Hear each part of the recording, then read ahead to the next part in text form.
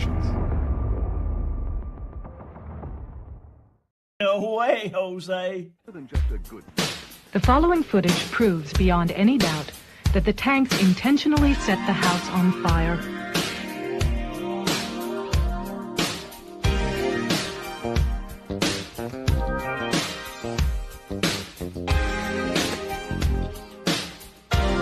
It proves that the Branch Davidians were murdered.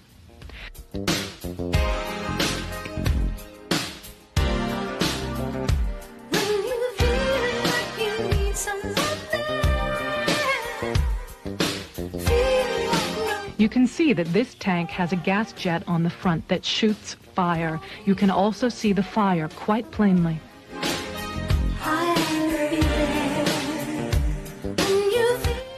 The tank goes into the house twice, and each time as it backs out, the fire at the gas jets is plainly visible.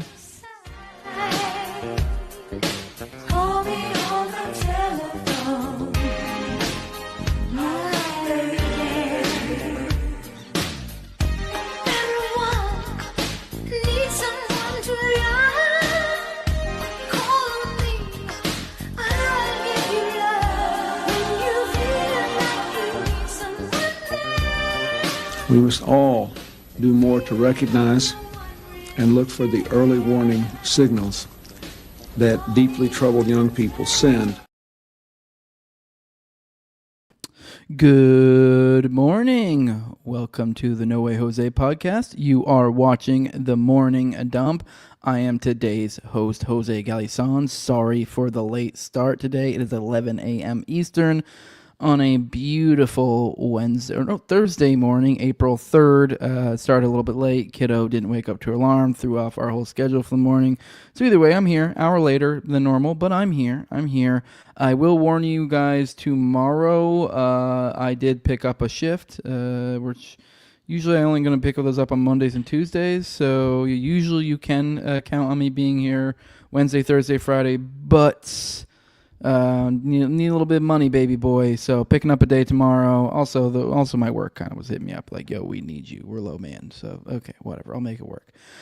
So whatever. I'm working tomorrow. So with that, I won't be there tomorrow. So I don't know if we have one. I did send Austin a message this morning about it, but he is over in Cali time, so it's still pretty damn early. So I haven't heard from him. Maybe we'll hear from him.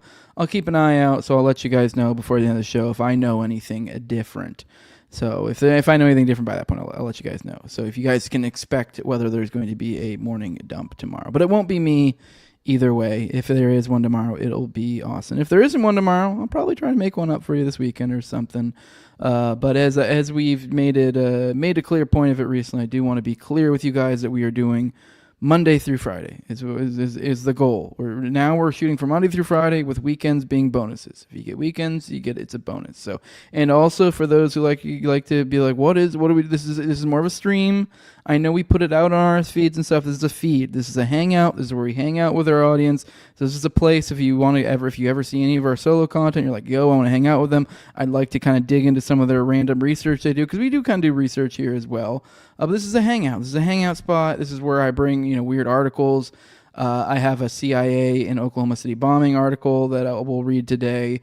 Also it's part of we're studying up for our upcoming Jake Shields episode. So point being, this is just like the daily where you hang out. We'll go through some like current events, maybe some other stuff that I'm like looking over, some just research. It's like a research / hangout environment. So a lot of people like to be like, oh, why is it not like this? Or why is it not like that? This is weird. I mean, this is a different thing. It's a stream. It's more of a stream than it is a podcast, these particularly. But obviously between me and Austin, we have our own solo stuff too. So pop in your chat. I see Rise of Liberty saying I was getting really nervous there wasn't going to be a dump this morning. No, just things got a little bit thrown off. Time got thrown off. You never know. We might get Austin to join us too, considering we're going late. So I see JMS in the chat. I see Abrogate D's. Seeing all you fuckers, Jesus Hendricks, Jas, Brandon. I see you talking about the Shmuley thing. I actually had that already set up as a tab to cover today because it kind of ties into some other things I want to talk about. Your little tidbit there. I won't spoil it. I guess those who who are watching this and not listening to this can see already, but we'll talk about this in a little bit, the little bit of information you told me here.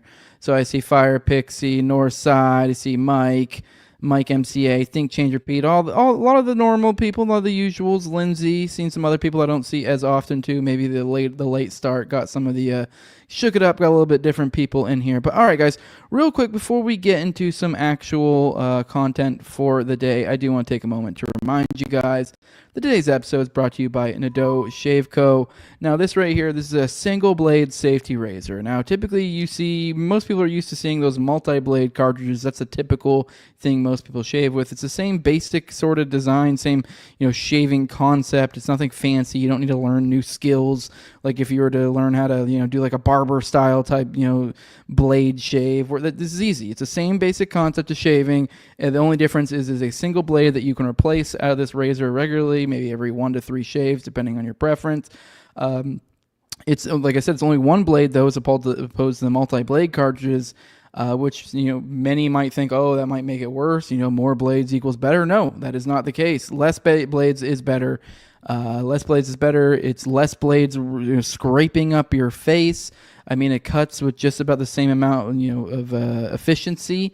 I mean, you swap them out fairly regularly, you're good. I mean, this is, if anything, it's a smoother shave. I've noticed I get a much smoother shave out of the single blade as opposed to like multiple one. Because you got to think it's pushing in on one axis as opposed to multiple, which is going to be a more evened, and you're just dragging it across and not getting as good of a shave. So, point being, these single blade shavers, this is the way to go. It's kind of a no-brainer. It's one of those things that, like, I don't know, we try to get fancy with the times, and if anything, we just made it worse. So, go back, shave just like your grandpa used to. Go back to these single blades. Better shaving, smoother shave, better for your skin. It's cheaper as well. Even the first year you're getting the razors and getting the safety razor and the blades. After that, you're just getting the blades. But even then, when the first year, it's $75 for the first year for that year pack of 100 blades plus the safety razor. I mean, you compare that to, you're probably spending over $30 for a pack of the multi blades. Run that over the course of a year. Even the first year, you're making your money back. And on top of all of that, this is a company that doesn't hate your guts. This company was born out of refusing the COVID mandate. And then last but not least, I said we were done. I was wrong. You can get 10% off if you use Jose at checkout. So hell, you're saving even more money. It's kind of really a no-brainer. It's in every which way you look at it, it's a better way to go. So if you're a shaving feller out there, it's a no-brainer. Nadeau, I accidentally took myself out of the thing there, didn't I? Like an idiot. All right, let's get into the chat. See what you guys have to say. Someone says, I don't know if you check your Facebook messages, but Oklahoma Highway Patrol has commemorative coins for the anniversary.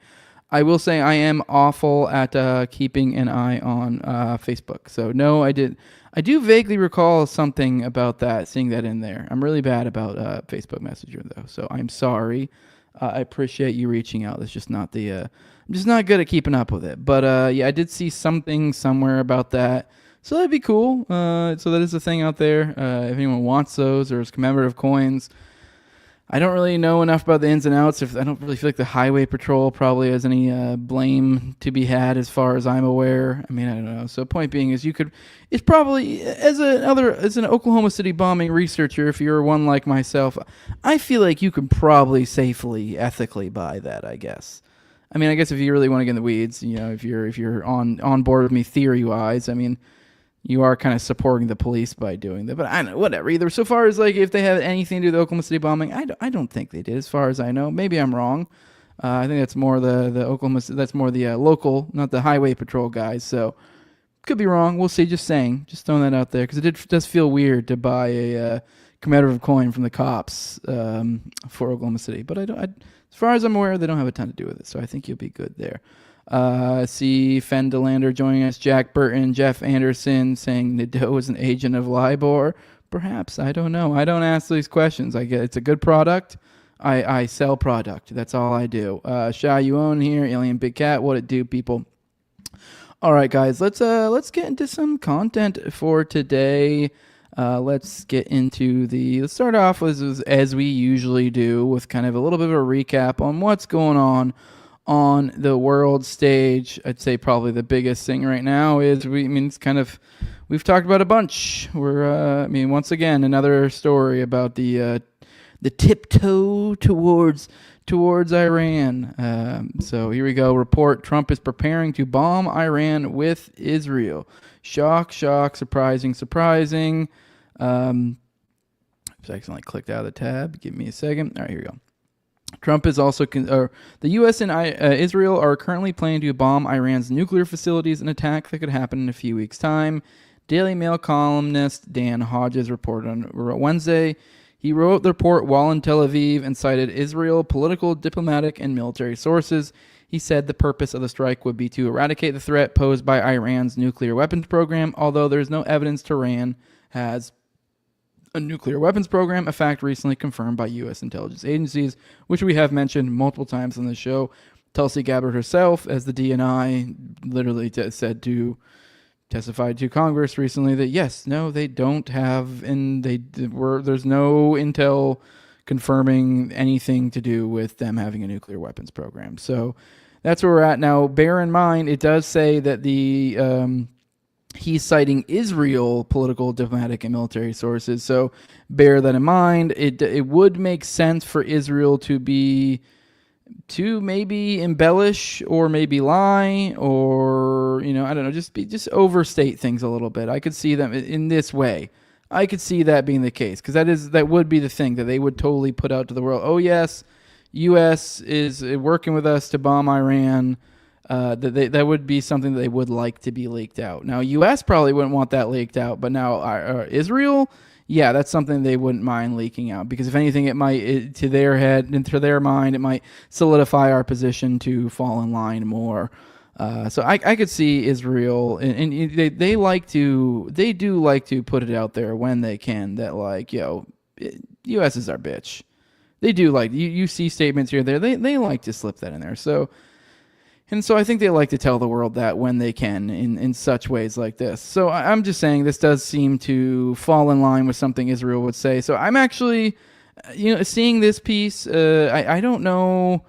I mean, I don't really feel like there's actually technically really anything too substantive here. I mean, I didn't read through it all with you guys today. I listened to a little bit this morning, looked over this morning. So, I mean, so far as sources, though, I'm not seeing anything. I mean, obviously, there's a lot that backs this up. We have, it even goes in this article too, just kind of how they've been beefing up the Middle East, which we haven't seen a beefing up like this since October 7th itself, or since like right after October 7th. So it does line up with it. And obviously, there have been statements where they've said things that like, hey, if you don't come to the table soon, there will or could be hostilities. So it does match up with the way things are. I'm just saying.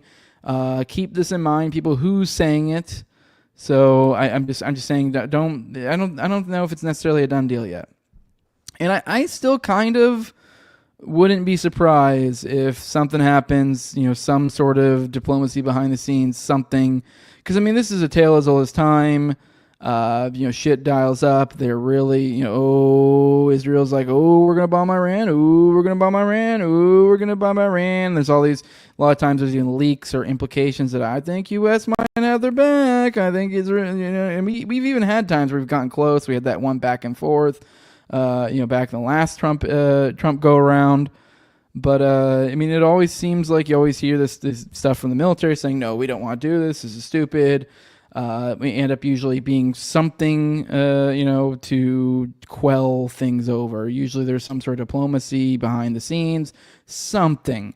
So I wouldn't be surprised if that ends up being the case. I mean, we a lot of this is too that, Trump really does want him to come to the table. So I actually really do kind of have a feeling that if Iran came to the table that, perhaps that this could be avoided. I do believe he'll probably get some sort of bum deal because Trump's essentially just trying to be a bully in this whole situation. So, but this sort of ties into, I guess, another story. I figure we can kind of just dovetail right into the higher tariffs. That's a thing he just did yesterday. So let me scroll through the chat real quick before. Actually, there's not a bunch new. Oh shit! I thought there was more in here than there was. Scrolling through it, there's not. I do see more people popping in here. Gerald Hall, Doomsday Crackers. Not really any questions though. So, all right, let's keep it moving. I forget what even in my head. What was the connection between the tariffs and Iran? Oh yes, I remember because. The reasoning being is that this is that was part of the methodology Trump seems to be using to try to get them to come to the table, is upping their tariff. So it seems we're seeing more of using tariffs as a tool of diplomacy, and this kind of ties into the whole bullying nonsense with Iran that we've kind of been doing. And Iran hasn't been going for it because, I don't know, any self-respecting man or country or leader would probably react the same. That like, yeah, if you're going to be kind of treating me like your bitch, I'm not going to react accordingly as your bitch. No, I would probably wait until, I don't know, you come correct, essentially. Like, you can't just be a dick. Like, I don't know, like, if you're like, hey, let's make a deal, then that should start with like, I don't know, like a handshake and hey, I'm Bob. Let's talk about this deal and see what we can work out that works for both of us type. It seems like a weird way to start off with like I don't know. Well, let's drone strike your fucking shed, or something like what? Not saying that's what they're doing, but point being is, it's just like it's a weird way to start off I don't know. Let's have a back and forth working towards some sort of deal that benefits us both. I don't know. It just doesn't seem very gentlemanly to me. It just seems kind of shitty. Doesn't seem to be a way to get someone to come to the table. But anyways, we have Trump unleashes 10% global tariffs with higher reciprocal rates. So this is a thing, he called it like Liberation Day. I guess this happened yesterday, and a lot of people were talking about it. I didn't really even, honestly, didn't even really register until today, really, that was a thing. He said he announced a baseline 10% tariff on U.S. imports with steeper reciprocal levies on goods from a slew of other nations, including Europe, Japan, and China. Now, I mean, I'm not going to go through this too much, but essentially the idea is that we're doing across the board, essential tariffs all the place. Obviously, this will be reduced as they reduce them. So that's kind of the whole deal, is that this is supposed to be some sort of diplomacy type thing. Now, I haven't heard any sort of, I don't know if you guys have, you guys let me know. I haven't heard anything along the lines of dialing back income taxes, because that's a huge, or just taxes in general, because that's kind of a big deal for me right now. I mean, we're literally in the process of finishing up our taxes, and boy, oh boy, man, oh man, it sure would be fucking nice if we got rid of those now, wouldn't it? I would be very, that would make a huge difference in my thoughts on this story, whether my taxes, whether taxes were being taken out this year or not. Because that was the thing that was floated out, was that we were going to transition more over to a tariff type system, and that we were going to get rid of things like income taxes, or to a certain degree. I know the one that was thrown out was anyone for under $150,000 income a year had no income tax, but obviously the implication here is that this would correspond with a higher tariff system. So, because keep in mind, that's going to raise prices. So this will raise prices. But now if you got rid of taxes, I'm cool with that. But here's the thing, though. This is where they're going to get you. Or they might, maybe they won't, because I will give it to them. Right now, given the current timing of all this, if he paired this up with some sort of tax, something or other, which I don't even really know the ins and outs. I have a hard time believing something like that could get through quick enough. I mean, maybe some of you guys would know better than I would out there, if that's something that could happen now and be in place before we all start getting our returns or start getting our bills from the IRS here soon. Would that be something? I could just see that being a thing. Like, that could be a positive if that's the thing going forward. If, like, for this round of taxes, somehow they were able to implement something like that and tariffs. But now, obviously, what I'm concerned about is that we just end up with both. And so it's like, oh, cool, everyone's all excited, and it's like, because there's this underlying implication that I think a lot of people already have in there. They're just not even thinking about it. It's just kind of boiled into the cake now when you think about it, that, oh, we're going to reduce taxes because there was this was what was, seeded out there before this was even really rolled out entirely, was that, ooh, we're going to lower taxes. And, oh, isn't it cool? Obviously the common libertarian talking point about, like, oh, before, was it 1913 or whatever, we didn't even have an income tax. Oh, and then it's like, well, then how did that get founded? Oh, it was all tariffs. And that is true, but it's, and so I'm cool with that. If that was the case, if we were going to be like, yo, we're getting rid of income tax entirely, or even in just some sort of, like, say, 150,000 or below, or whatever the deal is, I'm all for it. If the swap is tariffs, I'm good with that. I mean, I guess it would really depend on how high the tariffs are, because let's be real, there probably is some sort of percentage where you're like, okay, well, I think you're doing more damage than the income tax would do, but I doubt we'd get there. Either way, I do think it's probably a much better way to deal with taxes for the state if you're going to do that. Obviously, all of it is theft in general, but the point being is we're likely there's a pretty good chance we could just get fucked with both. And let's be real, even if we do get a little bit of a hookup, I mean, I don't know. Let's be real. How crazy is that going to be? And let's be real, it'll probably be like on the back of probably some of the craziest Israel dick sucking you've ever seen in your life. And so it's like, while they're like, you're like, look over here, isn't that cool? And you're like, yeah, okay, I guess. Cool. Now instead of spending $3,000 in taxes this year, I'm gonna only have to pay the IRS $2,000 or whatever. Obviously, I'm just making up numbers. But yeah, it's like, oh, thanks, man.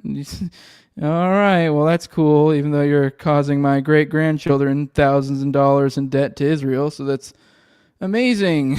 Just kick that bill down the road some more. Why not? All right, let's pop over the chat, see what you guys have to say. Someone says, have I mentioned Israel's a terrorist state today? Yeah, this is your daily reminder that it is a terrorist state. At least tariffs make sense because it only affects you if you purchase something. Yeah, exactly. So that's I'm cool with like a state sales tax too. I'd prefer that as well. Somebody's talking about tunnels, speaking my language in the chat. Trump blowing hot air on the IRS income taxing, just like the anti-war stuff. I mean, I will say that it would be a smart political move if he did it. I mean, it's kind of a winner. I mean, now I guess like in the halls of power, maybe not. But I know we did the Doge thing, and we saw how that worked out. That was just kind of like a smoke screen for like, ooh, look, we're doing cool stuff, guys. And it's like, are you? I mean, yeah, cool. You saved 100 million. You're like, but like in the process, we gave 4 billion to Israel. So you're like, okay, like, thanks. So the point being is, I don't know, this could be another one of those. And so it's like, oh, look how great this administration is. They lowered taxes, and it's like, for one, it probably won't be everything it was sold as. And then, I don't know, it'll probably be like somewhat like, oh, cool. And so it'll probably get, like, even if it does, like, say, cut it a little bit, I mean, yes, we're going to have these high tariffs. So it's like they'll still get their taxes out of you. So it's still this, like, playing money games, moving things around to make you think you're getting hooked up. And we probably could get hooked up to some degree if that were the case. But, all right, I'm rambling a little bit here.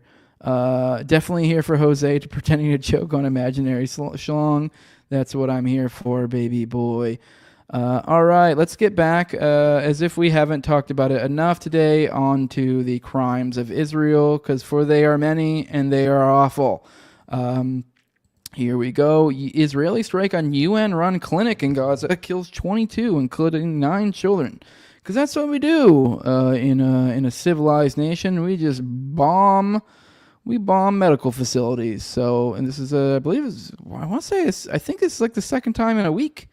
So, man, they're on a roll. Or at least a week, maybe 2. Maybe the week is, maybe I'm wrong there. But it was very recently. They bombed a literal hospital. At least this one they say clinics. Let's be real. It's probably more of like a tent set up outside. I think the other one was more of like an actual hospital. That was where we had the one guy who was like, I believe, an actual U.S. citizen who was working there who almost died because he literally just stepped out to deal with another one. And then the client he was just working on, boom, as he stepped out. So wild shit. On Wednesday, an Israeli strike hit a UN-run clinic in Jabalia, northern Gaza, killing 22 people, including at least 9 children. Among the victims was a newborn baby who was decapitated by the strike. So there are photos of decapitated babies out there that you will see, and that's where this is from. So Israel claimed it targeted a Hamas command and control center, but offered no evidence for the claims. So this is what happens every time, just some weak nonsense. Just we were targeting a Hamas command and control center. No evidence, no nothing. They just say that's what it was, and then we move on as if nothing ever happened. Hamas denied the claim and said the victims were civilians. Gaza's government media office described the attack as a heinous war crime. So, yeah. So, I mean, it's what we're dealing with right now. We condemn in the strongest terms the continuation of the Israeli occupation's genocide against civilians and displaced people, and we condemn this barbaric attack that targeted deliberately medical facilities and humanitarian areas, the media office said. The bombing of the UN clinic was one of many Israeli strikes that hit Gaza on Wednesday. Medical sources told Al Jazeera that at least 77 Palestinians were killed by Israeli attacks across the Strip since dawn. Since March 18th, the day Israel restarted its genocidal war on Gaza with full U.S. support, Israeli attacks have killed more than 1,000 Palestinians. So we're dealing with over 1,000 Palestinians dead in less than a month, about half a month. So that is where we are with that.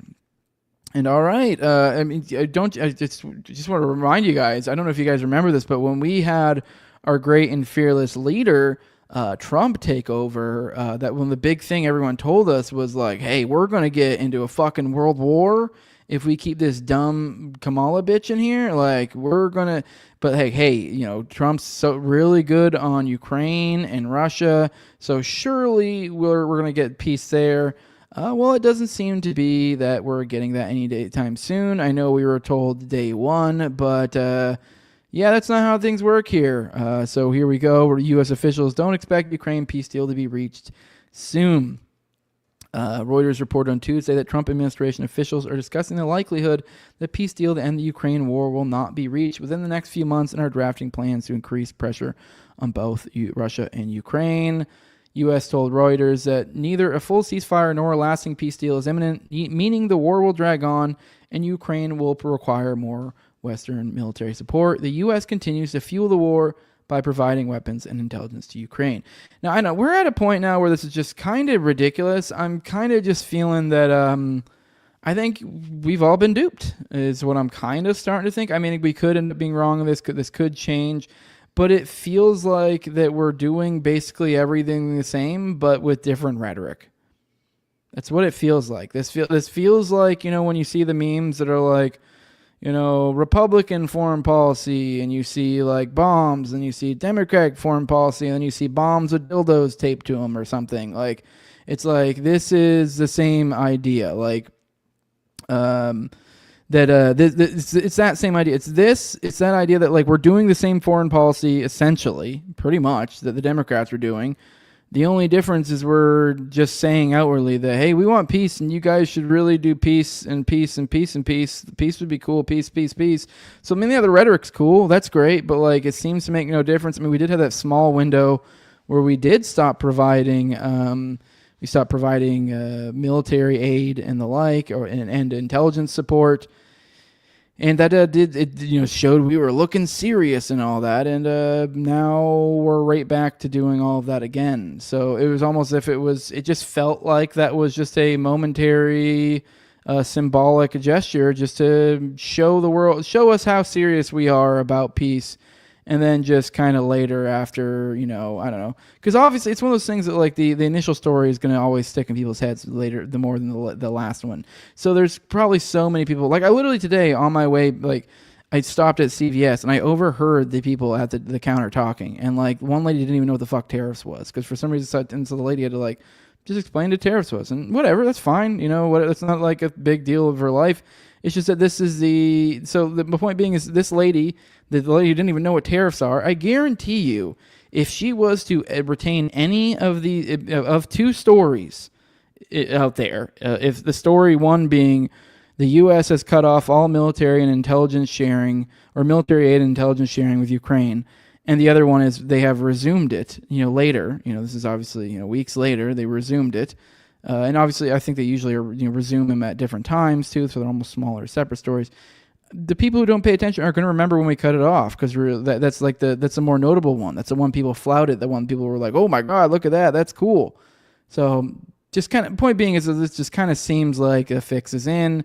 As I've said on Already Dead, it just feels like this is like the Primrose Path. This is like.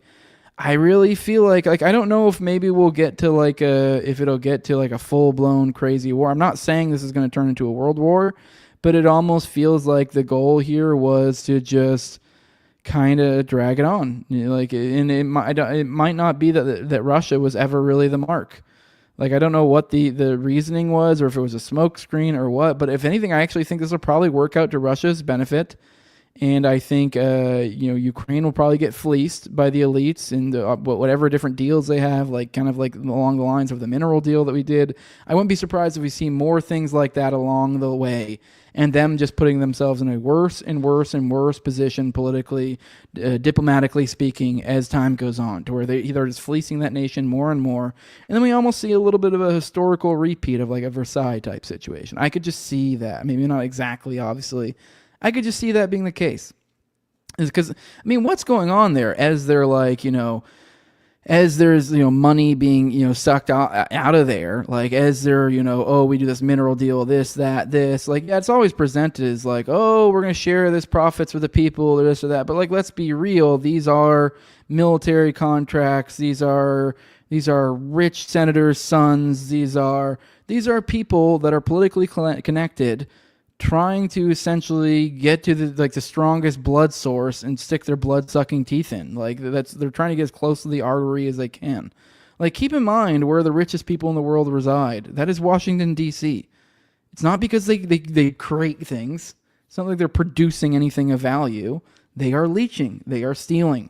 That's what they are doing. So that is what's happening here when you see like this, for like, as I kind of mentioned with this Versailles situation. I'm no World War II historian, but when you're talking about a Versailles situation, what happened there? The people's wealth got leached off from them. Where did it go? It went into elites' pockets. So like all of this is just like cash grabs for those that fucking, the people who fucking, traffic your children and fucking kill them in fucking rituals, and, and this is just how they live, and they don't care about you. Like these are the people who are living off of the plight of the Ukrainian people. So, the Ukrainians are the real victims here. So, but anyways, it just feels like the fix isn't. I just feel like that might be the case, that this might end up being a kind of way to distract a little bit from the Israel-Gaza stuff. And it is kind of like, oh no, this was this like, oh, everyone's like, look how great he is on Russia. We're going to stop the war there.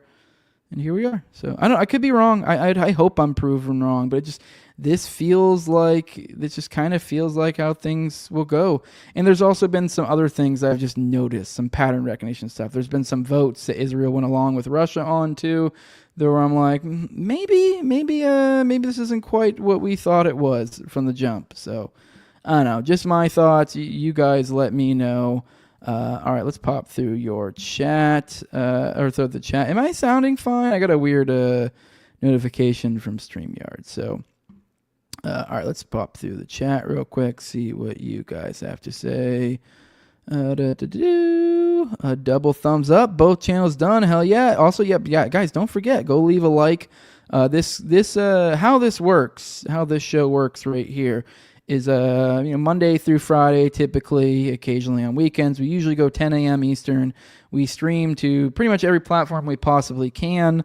So with that would be like today, we are going to my YouTube. We are going to Austin. So that's the No Way Jose YouTube. We're going to the Underclass Podcast YouTube, which is Austin's YouTube. We're going to my Twitter, which is at Tower Gang Jose. Austin's Twitter, which is like Theater Thug AWP. And then my Rumble. And then I'll go out to my RSS feed after. So it pretty much goes to all of my platforms and all of his except for his Rumble and RSS. And on days he does it, it goes to his Rumble and RSS. It's just that I don't have access to his Rumble or RSS, so that's why I can't add that shit. So just letting you guys know. So make sure if you guys really want to support the channel, you can always go like both. Help between the Rumbles and the YouTubes. Help us build those up. And also on Twitter as well. So. Just scrolling through the chat real quick. Smooth Brain Boomercons can't understand that Ukraine war is just Israel proxy war. So being good on Ukraine is kind of a moot point. Yes, exactly. Benjamin Cottrell says, you and Austin do a great job. Thank you for your hard work. Thank you. Yeah, I've been very lucky to have met Austin. He is a great wealth of information. Rise to Liberty. It does genuinely feel like Trump stole libertarian talking points to run on to get into office, while acting neocon in office, which is typical Republican tactics. Yes, same boss. Let me introduce you to the new boss. Same as the old boss. Exactly. So let me scroll into this, see what else you guys say. Somebody says, but Kyle Sterfim said ritual murders are a crackpot conspiracy theory. Yeah, for real. We'll get into that a little bit. Someone says, Sabbatain Francus Apocalypse is halfway decent doc on some history of it. I never heard about that documentary. That caught my eye.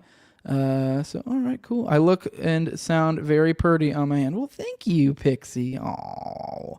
All right, let's get into, let's move on from this sad state of things that is the world. Someone says, looking forward to Austin with Monica tomorrow. I've been wanting them to chat. Very similar mindsets. Oh, they're doing it tomorrow? Huh, I wonder what time. Might be able to see. Maybe they can run it as a morning dump and just get 2 birds stoned. There you go. I don't know, whatever. I'll talk to him later. But let's get into the...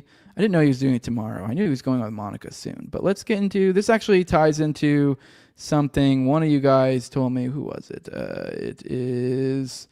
Who was it? This Brandon, who was in the chat earlier. You sent me some info about old Shmuley, and we'll cover that here in a second. But I thought this kind of matches up perfectly with it. Here's from somebody named Wyatt Reed. He's saying, if you were surprised to find out Cory Booker had a rabbi, wait till you find out who it is. Now he's like, this is an excerpt from some post from Forward, which is a Jewish independent nonprofit publisher of some sort. It says, Cory Booker's rabbi has notes on Cory Booker's 25-hour speech. This is right below it. Rabbi Shmuley Boteach helped launch the senator's career and taught him thousands of hours of Torah. All right, yeah. I do find it weird, too, when you see these guys where... I don't know if Cory claims to be Jewish, but there have been multiple other ones. And none are coming to mind right off the top of my head right now. Maybe they'll come to me in a little bit. But I've definitely seen other ones where these people who aren't even Jewish have rabbis. And they're like, admittedly, like, I'm not Jewish, but it'll be like, oh, I have a great respect for the Jewish, blah, blah, blah, blah. And then they have like a literal rabbi that they claim, instructs them on Torah and this and that and this. And it's like, you're really telling me that you're on a regular basis, despite not being Jewish, going and fucking sitting in some room with some fucking rabbi and having him teach you about the Torah? It just seems like unbelievable. And why is it always seems to be there? It's not an uncommon thing at all. It's just bizarre that this is a thing. Like, is anyone really believing that you're really that just intellectually interested in the Torah? I mean, that's something I could do, but that's just out of just like because I just want to learn more anti-Semitic information. But like, I don't know, like just a bizarre way to use your time, All right. 2 best buds united by destiny, interest in Judaism, and an unwavering lust for power. So for the listeners, there's a few different photos of Cory Booker and Rabbi Shmuley. In the last photo, it appears our DNI joined them in 2013. This is always back in 2013. They're taking photo ops. So here's Cory and Rabbi Shmuley. Man, he still looked gross back in the day, but man, he definitely looked less gross. But man, he is just such a gross fucking. Here is him with Barack, some other people. I don't know who else. That's Shmuley. Is that Barack? Is that Barack with a fucking no way. Is that Barack? Okay, I don't know who that is in the last one, but either way, Shmuley's in this thing. I don't think it's a Barack with a fucking little small pointy hat on. Here's another one with Booker, and this has this one has Tulsi Gabbard, and this has all the way back from 2013. So this is how long the fix has been in. It is 2025 for those who don't recall. That's almost a decade ago. So we've all, I'm sure many of you have already seen the photos of her, kind of photos with her and Shmuley from recent times. But this is always back in 2013. So, man.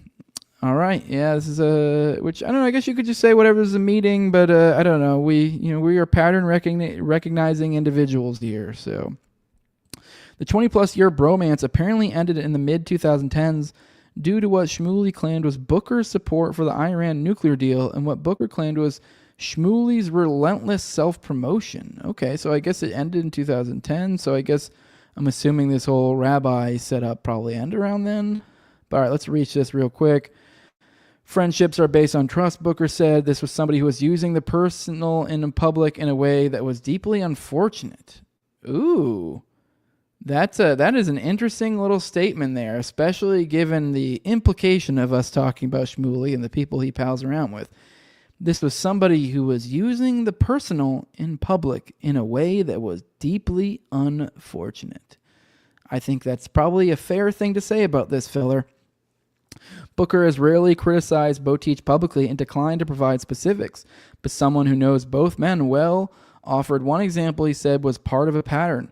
He said Booker felt betrayed in October 2013 when Botich told everyone that Cory Booker is obviously, clearly a raging homosexual. Obviously, that's a joke. I mean, he is very close. Let's be real, he's closeted, but that's a joke. He said but he felt betrayed when Botich publicized what was meant to be a private after midnight visit to Schneerson's grave in Queens. Oh, shit. For those who are unaware of who Schneerson is, that is the Lubovich's Rebbe, which I guess Rebbe, rabbi, same basic concept. It's their religious leader, although the Luboviches, and I think this is common among some of the Orthodox forms of Judaism, where they look to their rabbis as more of a, less like you would look at Pastor Bob and more like how you would look at, like, I don't know, Jesus Christ. If you were a Christian or something. Okay, maybe not to that degree, like he's literally, but actually kind of sort of. Like that is the big thing with Schneerson is a lot of the Luboviches. I mean, it's usually framed when you look at it from the outside looking in. I don't know what degree, to what degree it's one way or the other, but it's always sort of framed as there's like a civil war of sorts ideologically within the Lubavitch movement, to whether they're messianic or not, and even then within messianic, there's like, what do you mean by that? And what I mean by that is, obviously, I know a lot of you guys are probably Christian.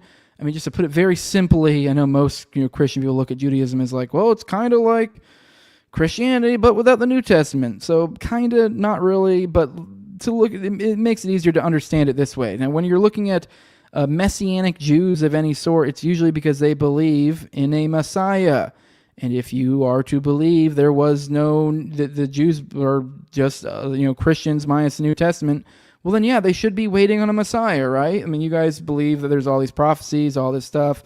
I guess a lot of them do as well. So many of them think they're waiting on something. Now, this means different things for different sects. And even within the Lubovichers, that can mean different things. I mean, for the Sabbateans, for example, which we referenced in passing earlier, this meant that the law was inverted and they were in a messianic age. And they did have someone who was the Messiah, but once they entered the messianic age, the law was inverted. What was good became bad. What was bad became good. Everything became permitted, essentially, which, I don't know, run that to its logical conclusion and think about that. What the fuck does that mean? That can get really weird and dark real quick. It's also where you get a lot of people attribute a lot of the claims of blood libel and stuff to this entity, the Sabbateans. But anyways, I'm getting off base. I'm trying to give you too much of a breakdown of what Messianic Jews are. But anyway, Schneerson, he is the Rebbe, the dead Rebbe of the Lubovichers, which I believe he died in like the 80s or the 90s or something, so not that long ago, really. And many of them believe that he is either going to be reincarnated in another person, literally come back in his own body, whatever. So there's many people, or many who think he's not even dead. So there is multiple beliefs along those lines when it comes to Schneerson and what is going to come of him in the future. So, and it is kind of where Schneerson's one of these. He's like when you're dealing with political pilgrim or religious pilgrimages when it comes to political figures. It's like up there. It's like top 5, probably top 3. Is Schneerson's grave, Schneerson's anything, Schneerson's Rebbe, Schneerson's home, or not Rebbe, Schneerson's whatever they call the place where they, whatever the fuck, their temple or whatever. I don't know. So anything Schneerson is like kind of hallowed to them. So it is interesting that this was supposedly over a late visit. I would assume, if I had to guess, that he was probably telling people shit that like, oh, Booker said this about Schneerson, Booker, to try to show him as being a closer ally. And I don't know, maybe I feel like Booker probably was like, yo, dog, you can't be just like throwing all that out there. Like fucking whatever fucking weird fucking Jew oath I made. Booker's father had died days earlier, just before his son was elected to the Senate. Booker and a small group, including Bo Teach, went to Schneerson's grave on election eve to pay respects and pray for his father. Maybe I'm been hanging out in these type of in these waters for too long, and I've gotten too noited. But something about that is really fucking weird. Really weird. Booker's dad dying days earlier, and then for some reason Booker and a group went to Schneerson's grave to pay respects and pray for his dad. And then somehow this then later becomes part of the reason why there was a falling out between Booker and Shmuley. Man, what the fuck? Obviously my head goes to a lot of weird, dark areas. Obviously you hear all these themes when it comes to, how you make it in for example, I've talked about before when it came to Drake, I believe there was that one album he had that there was some single that came out that there was so much symbolism that seemed to point to, it was implying that his friend who had very recently died, was somehow related to what's going on. So the idea being that it was some sort of sacrifice for power. So this is a common theme that comes up in these conspiratorial waters, the idea of that these certain people have to essentially sacrifice certain loved ones or enough innocence or whatever to attain certain things. Obviously, this would function in multiple ways. This would work as a good way to ensure you're a good soldier. They have you under control, whatever. But so obviously my head goes to that. Obviously my head goes to Rosicrucianism and some of the other secret society and some of the supposed claims of the rights that they have to do in order to go further into these societies. And a lot of times these things involve doing things with dead bodies. Considering Schneerson who he is and what he's about, I'm kind of I wouldn't be surprised there's something there. I know there's a lot here. There's a lot here, and I have no idea. Obviously, I'm completely speculating a shitload, but there's a lot of different elements of patterns here that leaves me being what the fuck? Bo Teach insists the visit to the grave was not intended to be private. 2 days later, he wrote a story about it in the Observer newspaper featuring 2 photos of him and Booker. Okay, all right, man, that's something. But if you're wondering why in 25 hours, Booker managed to dawn on a pro-Israel pin, rail against anti-Semitism, brag about the Abraham Accords, and not mention Gaza once, this is pretty much all you need to know. Here's another picture of him, and they put another excerpt in here, and it says, shortly afterwards, Booker invited a comment from Senator Jackie Rosen, who is Jewish and represents Nevada, where his mother lives.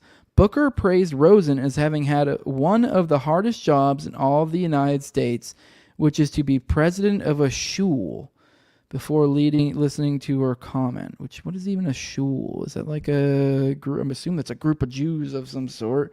A shul. Let's look up what a shul is. It's a Yiddish word that means synagogue or school. Oh, shul, school, shul. Okay. That checks out. All right. So hardest jobs, which is the president of a school. Okay. Before listening to her comment, after hearing from her, he added a yellow ribbon pin symbolizing the plight of the Israeli hostages in Gaza to his lapel. He says, I'm grateful that we were founders of the Black Jewish Caucus.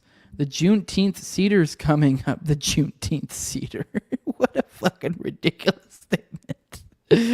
Booker told Rosen, referring to a group that formed in 2021, the Juneteenth Cedar. And it should be a fucking band name, Juneteenth Cedar or something. Which I guess cedar, I think that's some sort of Jewish something or other. I don't even know what a cedar is. It's just juxtaposing those two things together. It's just too funny. I'm going to put this on as you have it on, as I think about Edon, Alexander, and all those who are suffering. I'm just so grateful for our friendship and what we've done against anti-Semitism, what we've done for the Abraham Accord, just throwing fucking buzzwords about Jew stuff. All right, man, that's a lot. Man, that is wild. I want to know what the fuck happened at that gravesite. All right, on to what Brandon was telling me about that ties into this. He was telling me that he was listening to Last Night's Already Dead, And he said he Googled Rabbi Shmuley just for kicks to look at his goblin face for funsies and look at his Wikipedia. He said, turns out his nephew is Ephraim Diveroli, who he says, if you don't recognize the name, was Jonah Hill's character in the movie War Dogs. So I didn't even look up this beforehand or anything, so I don't even really remember. I watched that movie like once forever ago. I think roughly kind of the vague Hollywood template of the movie was two kids get in over their head. They get into they just think like, oh, look, here's this contracting deal out there for weapons for some foreign something or other. And look at how hard could this really be? I have some sort of connect, whatever. And they put in a contract and like, holy shit, they get it. And they're like, oh my God. And they're like, this isn't really. And so they're just kind of bootstrapping it, doing all these crazy, gun trafficking all the place. Just two fucking college-ish age, young 20s guys, just kind of fucking living life, going crazy, doing all sorts of nuts stuff, selling to warlords, these weapon, that weapon, just kind of not even understanding what the rules are, just kind of doing it as they go. And I guess come to find out, obviously I think the end of the movie is like they get in trouble for something or other, because the idea being is they're just kind of willy-nilly just doing whatever. And I guess, one of these people is one of the individuals, Jonah Hill's character, is the nephew of Rabbi Shmuley. I have a feeling that movie is complete bullshit, and that this is probably some sort of cover-up for some sort of Mossad op in retrospect now. There was probably something, like, I don't even remember what the hell they were doing or what, so it's like I can't even begin to understand what the cover-up was or what the angle was, but I struggle to believe this was just this, like, oh, look at these crazy kids, like we ended up getting from Hollywood. Obviously all I have to back this up is that one of these individuals is a nephew of Rabbi Shmuley, but I think that is more than enough to come to some sort of similar such conclusion. All right, let's roll through the chat, see what you guys have to say. Someone says he was a Jewish doctor, in all caps. Was I supposed to yell that? So behind every child army is a Red Cross supply route. Yeah. Brandon, here's the feller, the man of the hour.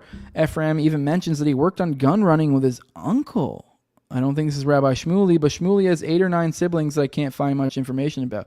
Oh yeah, I'm sure they all handle different parts of the business. So, let me see. He buys them for somebody's buying from Jose. I don't know. Shmuley wears a fake beard, secretly shaves with an ado. Yes, that is true.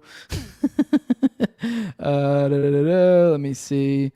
No such thing as two-noited, Jose. Someone says family sacrifice. Yeah, let's see. You guys were seeing the same things I was seeing as I was reading. I'm like, this is weird. So Sabbatean necromancy. Fucking Corbeau in the chat, baby. He gets it. He did it for the free sex toys, I'm sure. Fire Pixie commenting on their photo from earlier definitely looked like a Netflix and chill kind of night for them. It sure did, didn't it? Let me see. What else do we guys got to say in here?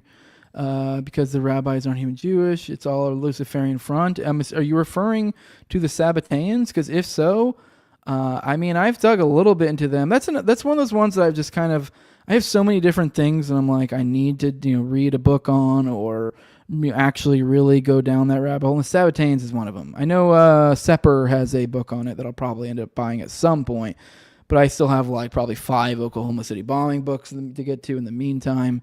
But I've dug a little bit into their ideology, so I don't know. I don't know if you were talking about if you're talking about the Sabbateans or if you were talking about the Luboviches there. But the Luboviches are one I've wanted to look into more. So I don't know if that would tie into Sabbateans or have some sort of similarity there. So, all right, cool. I think I got back to where you guys were at with the fucking chat. So there we go. So someone's asking if you've seen the War Dogs movie. That's what we're referring to here. All right, let's get to the next story.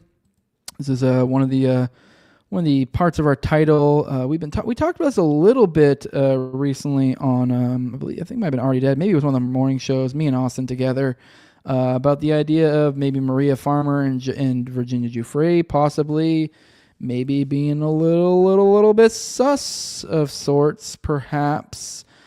So let's get into that. We have here from Johnny Vedmore. So we're obviously recently there was that story too with Virginia Giuffre, where she was supposedly going to die, and then the next day, oh, just kidding, I'm not going to die. I thought that was to my private Facebook, some weird shit like that. So a lot of weirdness going on there. We all thought Virginia Giuffre was going to die.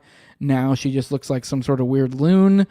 So either way, it's just it was an idea we kind of kicked around a little bit, and it's an idea that's been, we're not original in any way in that sense. I mean, people have talked about this before, that some of these supposed victims may be more along the lines of collaborators than victims, or just not be reliable sources of information, which would make sense. This is something I think we need to keep an eye on, especially with things like Diddy going on, that there almost certainly will be, fake victims or fake stories or embellished victims or whatever, and that will likely play into discrediting the larger narrative. At least the powers that be will try to, frame it that way. And if you fall for it, that'll be you. And obviously we have to work to fight that framing. But, it is something to be wary of, is that these people are out there and they can discredit. So I don't want anyone to take this as like, oh, all the victims are lying, or even that these ones are lying. I could be wrong. These are just some weird stuff we're going to get into. Or that I'm at all saying that the Epstein was, he was just running some sort of organization for rich men who like to bang, 17 to 20-year-olds or whatever. Like they just like young women. Or like 16-ish or whatever. Like, obviously I feel gross even saying that, because obviously those are not cool things to do. I mean, I have a 15-year-old daughter. That's disgusting to me. That's a gross concept. Oh, it's just whatever. Like, so, but it is like, that is how it's usually the like underlying subtext is when this is brought up a lot of times, or especially if it's not just kind of like casually just the Epstein thing, like. No, like I think that there were children. Like, what was it? Who was it? Was it John Luke Burnell, who supposedly, or maybe it was somebody else, supposedly got Epstein got a 12-year-old twins for him for like a birthday or something. So like, I think there was dark shit going on. But this is like what they like to do. They like to frame this as just, no, these are just guys, just like to bang, 16, 17, 18, 19, 20-year-olds. Which, I mean, don't be wrong, there were those there too. So, but I think there's a lot darker shit going on. So, all right, this is a little bit long, but that we're about to play. But this is Virginia Giuffre's lawyer was a CIA super spy who was also Jeffrey Epstein's close neighbor. He had once shared an office with a child trafficking sex offender while they organized and funded arms smuggling during Iran-Contra. So also keep in mind too, it might not even be so much that the individuals, the victims themselves, or alleged victims, are bad or whatever. It's just that they might be surrounded by actors that are able to twist things in certain ways. So let's go ahead and play this. A little long. I might put it on double time, but let's go and play it.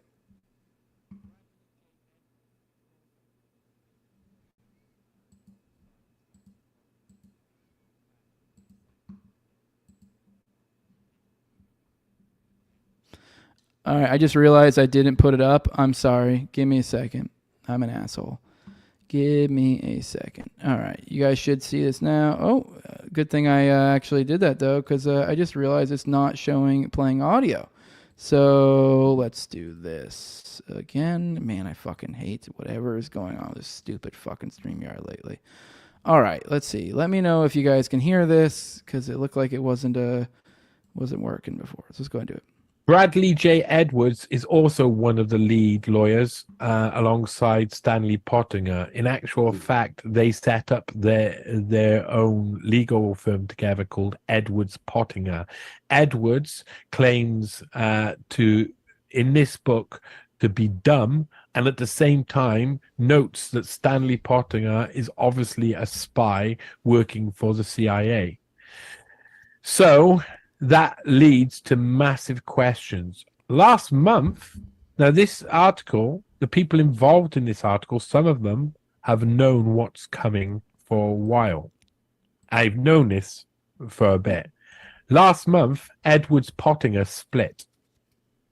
This is like really important stuff, because that's Edwards distancing himself from Pottinger just before the story breaks. So the company split? Yeah. So Pottinger left. I don't know. It's become something else. It was about June the 3rd, June the 4th. I looked on the way back machine was the last time that I can find that it was Edwards Pottinger. So it was last month that it split, and I'm not surprised it was going to split. They knew it was one of the legal team that I was investigating. In actual fact, some of the people involved in this have put up a campaign of disinformation and to try and also tried to basically say the same things that they think were going to be in the article. I think so they could co-opt it and say, oh, well, I knew this beforehand, but they hadn't explained how they knew it. It was just they were involved, intimately involved. So there's a lot of this going on at the moment. It's a very strange time in my world because I'm right touching the Epstein case here. I've been in touch with Epstein victims. I've talked with various people involved in the case. I've helped write the book on the case. I've written massive articles on the case. I feel really deeply involved in this now. But that I'm looking for number 26. That's what I'm looking for. So we are going to explore this. We're in chapter 26, and he calls it "Whose Side Are You On?" And he calls it that for a good reason, because he's introducing how he met Stanley Pottinger. Wow.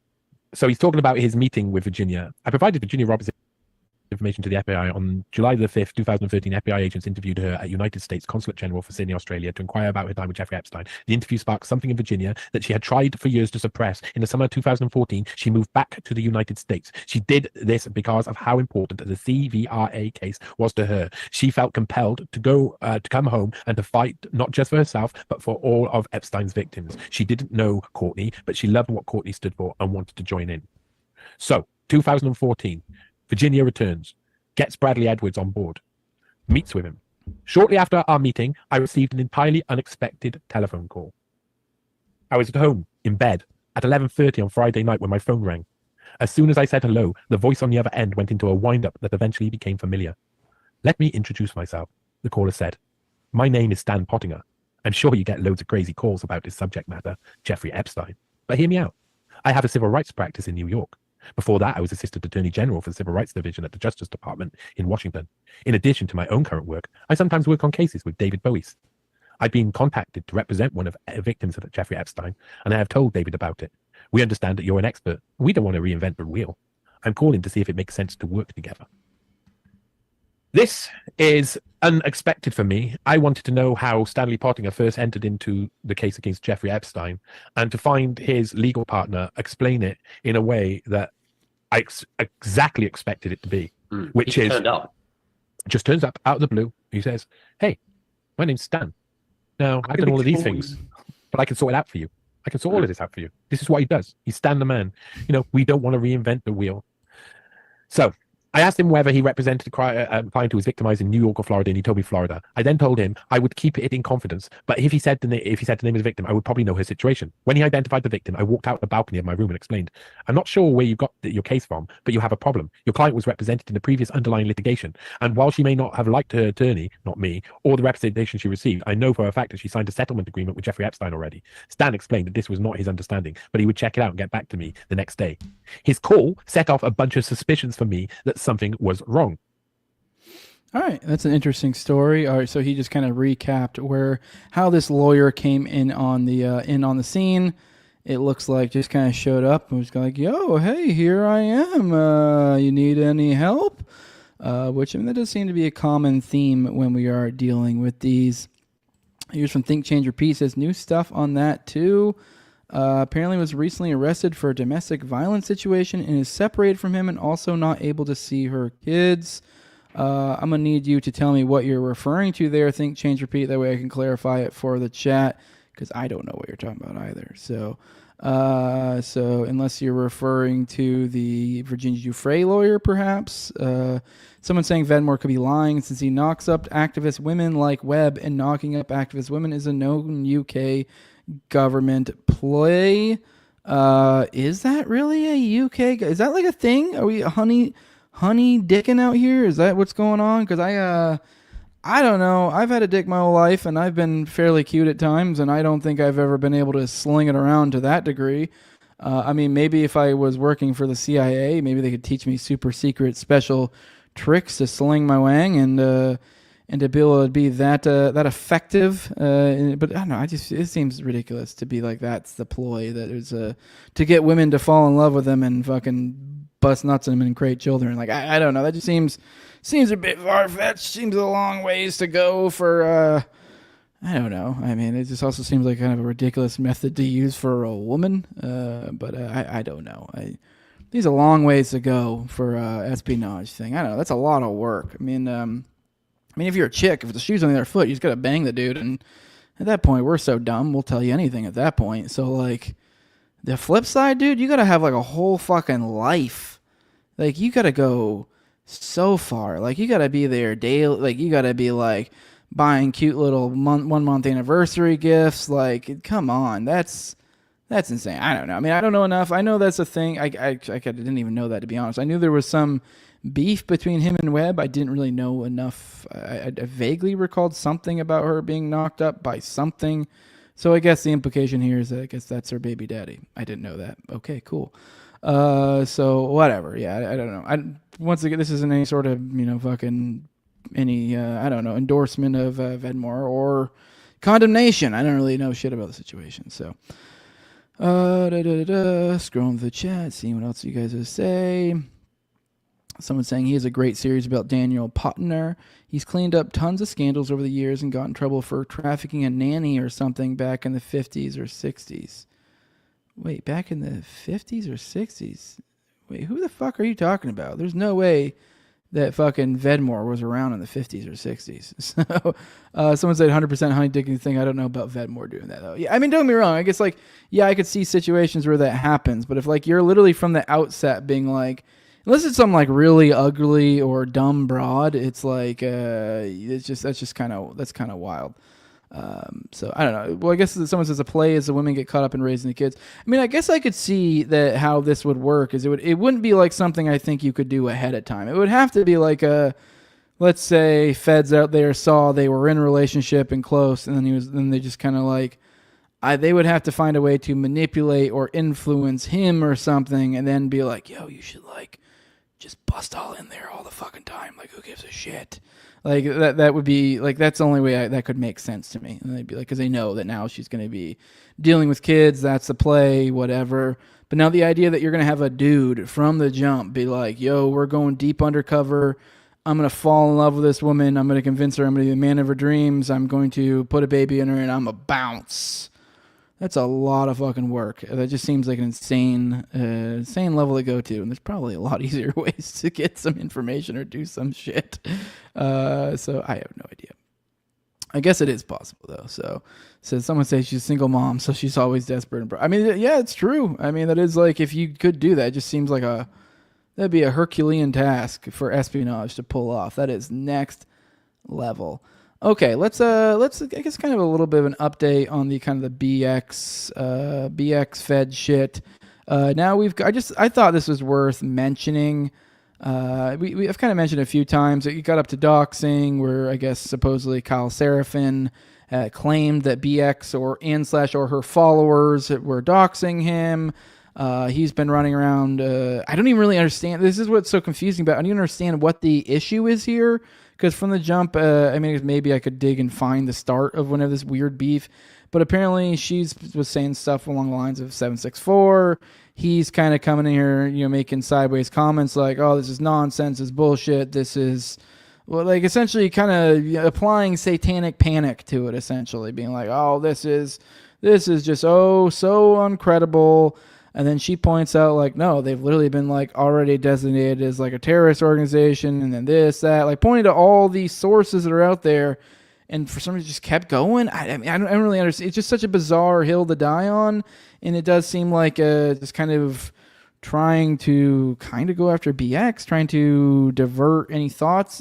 It's just bizarre. I mean, and I've kind of talked about this a little bit at length when it came to Seraphin, and then these other like loose group of I believe they call them like these suspendables or something, or so suspendable. Here's Steve Friend is in question here, but this kind of group of FBI quote unquote whistleblowers who left her right around that like time when things were getting super woke and COVID was over the top and our rights were at, and then these beautiful fucking constitutional warriors came out and they said, no, I put my right arm up and I fucking said an oath to the Bill of Rights and the Constitution, and I don't think this organization is owning up to that calling anymore, and so I'm gonna step down.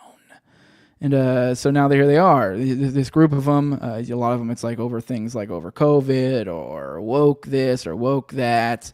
But it's a kind of a common theme where you do seem to see some of these guys show up in moving moving certain ways. It's almost as if like the lights came off. We'd almost be like, am I seeing does someone have a light on? Is there a glow over there? What's going on? Just weird stuff. I mean, there's a few different things. I would have to really get in the weeds. There's just been multiple times I've seen where between Kyle or Steve or some of these other people, I've seen interactions. My eyebrows kind of raised. I'm like, what is going on here? As I mentioned before, Kyle was the one who I believe he had like really, really early info that I don't believe ended up ever being corroborated by anyone about stuff to do with the pipe bombs. So, and there's other things too. But either way, this whole thing's bizarre.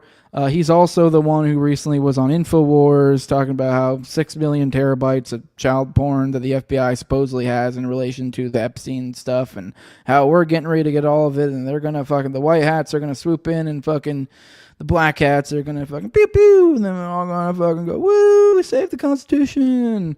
Or whatever the fuck the story. But point being is he was on InfoWars and he was I have a super secret FBI source that's telling me that this is what's going on. But this is the same guy that while simultaneously being that guy is going around going, this 764 thing, this is ridiculous. You guys are so ridiculous for someone who's around.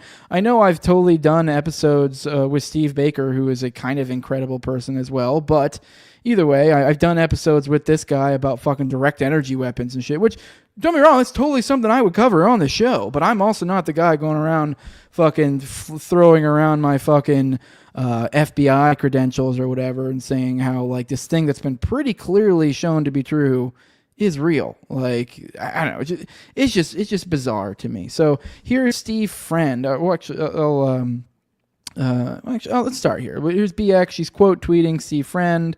She's saying this is getting weird. Why does it matter their credentials of the person who is educating the public on a group of satanic pedophiles?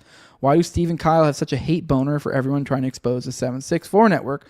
I'm genuinely confused. Which I do want to add, like some of the people, once again, none of these are conclusive evidence these people are glowies or anything, but we're pattern recognizing individuals here. Between Steve Friend, Enrique Tatario, I believe the guy, the Proud Boys guy who ended up being revealed to be an informant later. Kyle, like just a lot of weird figures that have just kind of shown up to have his back here, which is just weird because it's like, I don't know. It's just not really like you do see Twitter drama occasionally and they're like, here's this juicy thing. And yeah, the big influencers get involved and stuff. But for one, the individuals getting involved all have a distinct glow about them. And it's also just like not really something that you would really feel like would attract all this. Like if anything, them getting involved kind of just amplifies it, makes it this bigger thing. If anything, it makes it more obvious how ridiculous it all is. It just seems bizarre. It seems like, and to be fair, I'm sure these guys probably have their own group chat, so it's probably stuff they're talking about behind the scenes. But it's just like, this is obviously this is something that's got them riled up, obviously, for some fucking reason. So either way, they're worked up about it. So he says, I'm genuinely confused. Now, the thing she's referring to here is Steve Friend saying SAC Ashley T. Johnson has less than 4 years of actual investigative experience. What sort of quote-unquote quality advice can she offer? And now he is quote tweeting a thing with this FBI St. Louis thing, which we'll get into in a second. He shows a screenshot of, I guess, what looks like probably like her IMDb or maybe her, homepage on FBI or something. Just kind of shows her stuff. She's been working for 4 years. I mean, don't get me wrong. I'm by no means, here to stand up for Ashley Johnson of the fucking Louisiana FBI fucking civil rights white collar crime division. Like, I don't give a fuck about this bitch. Like, I don't know. Maybe she's a really nice lady. Maybe she's awful. She's part of the FBI. I'm not really a big fan of them. So, I don't know. She's not the greatest, but it's just kind of like this is. And they're pointing out that, like, oh, she has 4 years of investigative experience, which I do want to take a moment to hone in. This is a key thing between Friend and Seraphin that they've both honed in on is this, like, credentialism, that they're focused on credentials. And the implication being that, obviously, since they're the ones throwing this out here, that obviously, this doesn't necessarily mean this to be the case, but there is kind of an implication that most people would take from this, that the implication is like, yeah, but we're prior FBI. We left the FBI because it was the big bad. So, like, that's kind of our credentials. And I've made the point before that, no, you said FBI big bad. You were part of big bad. Like, no, you don't get to go, I was part of big bad. This is my great fucking... No, you were part of the bad thing. So, if anything, you need to work harder to get out of that hole. You are painted negatively as a result of being involved with that. So, like, that's... The idea that we're going to use this, and this is like, that we're going to throw this around, that we're going to, 764 is nonsense, and like, I'm FBI, and our great, like, no, I don't have the slightest bit of respect. I don't have any respect for your fucking service or whatever the fuck you want to call it. What you were is someone who took money that was stolen from our paychecks and lived off it. That's all you are. You did some stuff with that money. You did some things for that money. Here we are. And you took money that could have been used for someone to probably do a better job. Like, you essentially created the government stole our money and took a service that we probably would have likely paid someone else to do, and took our money to pay you to do it. So you're there. So it's like, I mean, like, I'm like, if these people are out there stopping pedophiles or whatever, like say with 764 or whatever, cool. You're doing that. Great. I mean, I'm glad that that's being done. But that doesn't mean that I agree with your existence overall. That it doesn't mean it's like what is it? Was it de Tocqueville or who was it? The thing that's like the quote that's like, they'll have you believing that, like, if you're against the government producing wheat, that they'll have you believe that you're against wheat type deal. Like, no, like. So anyways, all right. Anyways, I'm rambling now, but let's get to who they're making fun of. This is FBI St. Louis. It's just kind of young people, especially girls, are being methodically targeted by violent online networks such as the self-named 764. Special agent in charge Ashley Johnson tells Fox 2 Now how perps are forcing victims to self-harm as a twisted form of entertainment, which we've covered this pretty extensively. We have a whole playlist on this channel if you guys want to get learn up on it and to kind of see. There's been multiple arrests, so it just is such a bizarre thing. I mean, I don't know. There's because we can look through this article real quick, maybe see if this shows anything along these lines. So yeah, it's just Ashley Johnson, special agent, said 764 began years ago. So she's just saying things are already widely known information. I'm not seeing her saying anything that, like, as a result of my investigation, or anything that in any way would rely on her credentials. So I'm scrolling through right now. She's just kind of talking about stuff we already know. Yep, I'm scrolling through, not seeing anything in there. Yep, nothing in there that I've seen so far. Yep. I mean, I just really quickly skimmed through there. Nothing in there whatsoever that in any way, shape, or form relies on her expertise. Nothing. This is all things we already knew.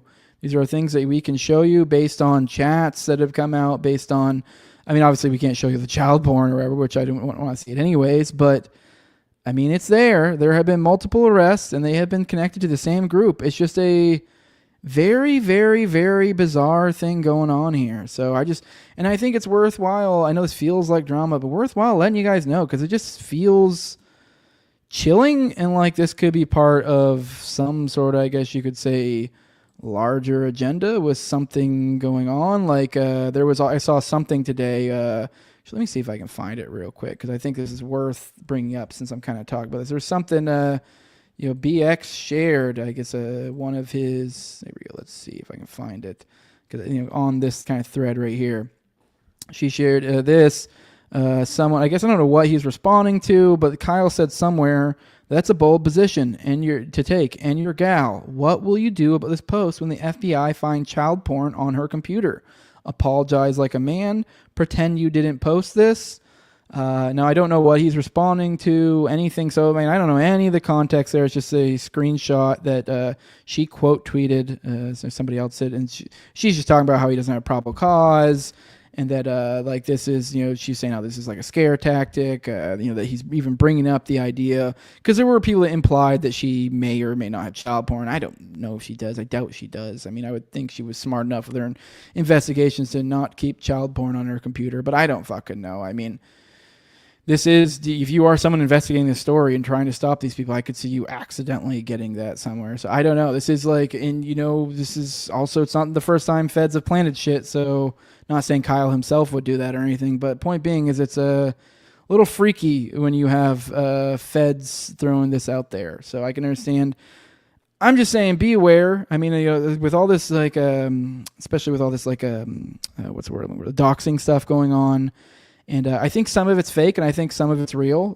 This doxing stuff. We've seen a lot of kind of people with artificial social capital that have seemed to be, oh wow, look, I've been doxed. Multiple people, which we've covered on this show. And then there's other people that does seem to be like, other people that you're like, that person might have I think BX claims she got during the past, like, I don't know, a few weeks, supposedly got doxed. So Kyle claimed he got doxed, during all this stuff going on, which is also believable because 764 are a bunch of doxers. So point being is just like this, between all the different stuff going on, like, I don't know if this is a smoke screen for something else. This could be 764 just fucking, causing problems. Really hard to tell, but it's like when you do see these implications are like, oh, we're going to find, the FBI is going to find child porn on your computer from a former FBI agent, seemingly maybe in some sort of scare fucking organized something or other. It just seems bizarre. Maybe I'm wrong. Maybe he's just being bizarre. I don't really know. He's just such an odd. I mean, I really do try my best to try to give people the benefit of the doubt. I don't understand what the angle is here for Kyle. Like, I don't even, and when I say he has an issue here, I don't even recall ever seeing any specific claim about what the issues are. I mean, every time he did say something like, you'd be like, I don't know, let's say, for example, that, she would make like the claim that, they were called terrorists, and you say something along the lines of like kind of flippantly dismissing it without, I guess, explicitly denying it maybe, or if it's in a way that's, deniable as being explicit denial, is like, oh, I'm just being glib. And then it'd be like the next tweet, like, no, literally right here, this proves it. So I don't really know what the angle he's against, like what he even is supposedly saying she's wrong about. I just don't. It's just very, very bizarre, and I think people need to keep an eye out for BX, see what's going on. And then on top of all of that, a lot of this came out of, this was fallout from Kyle supposedly, preventing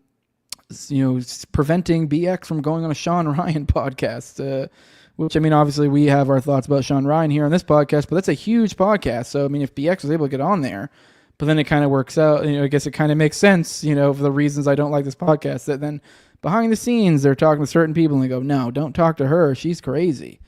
So I don't know, it's just weird how these things work out. I just find it particularly interesting. And I think we need to keep an eye out for BX. So, all right, let's check through the chat. Someone's saying silly drama. Yeah, it is. Yeah. I mean, I don't know. Yeah. So, but let's see. Let's scroll through the chats. Someone's saying it was Daniel Forbes Pottinger, Stanley's brother, that ran off with the nanny. Okay, all right. Got it. That's what I figured maybe where you were talking about. Someone says like the stream. Yeah, definitely like the stream. People. Someone's left a. What is this? Someone revealed at least 25 UK spy cops had sexual relations, deceived women. I don't think we'll have time to get into the day, but I will bookmark that right now so we can check that out next time. If I don't bring it up on the next time you see me, remind me so I don't forget. All right, let's pop back in the chat, see what you guys have to say. Somebody's talking about a private investigator that was hired by Eliza Blue. Who is that private investigator? Who are you referring to? Sorry, I'm coming in backwards. Good morning, everybody. All right. So let me see. Sorry, I'm scrolling through you guys' stuff. Did anyone know that she herself was employed by Big Pharma? She also admitted in a stream that she was a paid private investigator. You talking about BX? Yes. I don't know. I'll be honest. I don't know what she does. I mean, but whatever. Being employed by Big Pharma, I don't know. That could mean a million things. So that's a huge, huge area. So I don't know. I hear that and I don't go, oh my God. Like, if she was like, the secretary of HHS or something, I'd be like, oh my God. But like, just some broad, I don't know, whatever she works. I don't know what she does, so I have no idea. I mean, I know that's a thing. That was a thing being thrown around too, which is creepy because Kyle was throwing around like, oh, I'm going to have to talk to the licensing board. So I don't know what she does, but she does clearly has some sort of licenses of which he has threatened to possibly, which is such a weird thing. Why would anyone even thoughts go to that? Like, oh, here's someone talking about satanic stuff that maybe I disagree with them for one reason or another. I'm going to go to their licensing board? Who does that? Just insane. Private investigator thing matters because she was allegedly hired by Liza Blue. Oh, okay. All right. Well, I didn't know that. I knew they were friends. I've heard that before.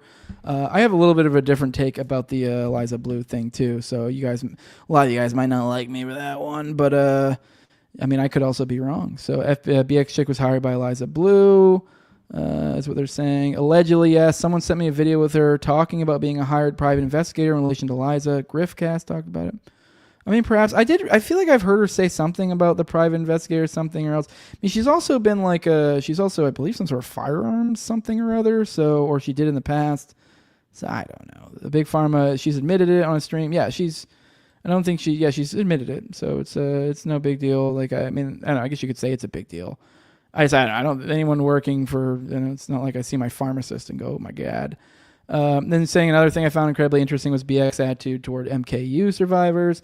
She was equating real survivors to Q believers, which is really strange. Now, I will say, I think I know what you're talking about. I saw Gray Monarch posting about this, and I don't know when this was. I think it was something a while back, so I haven't seen the original, so I don't fucking know. I don't know what she said. I saw little snippets here and there.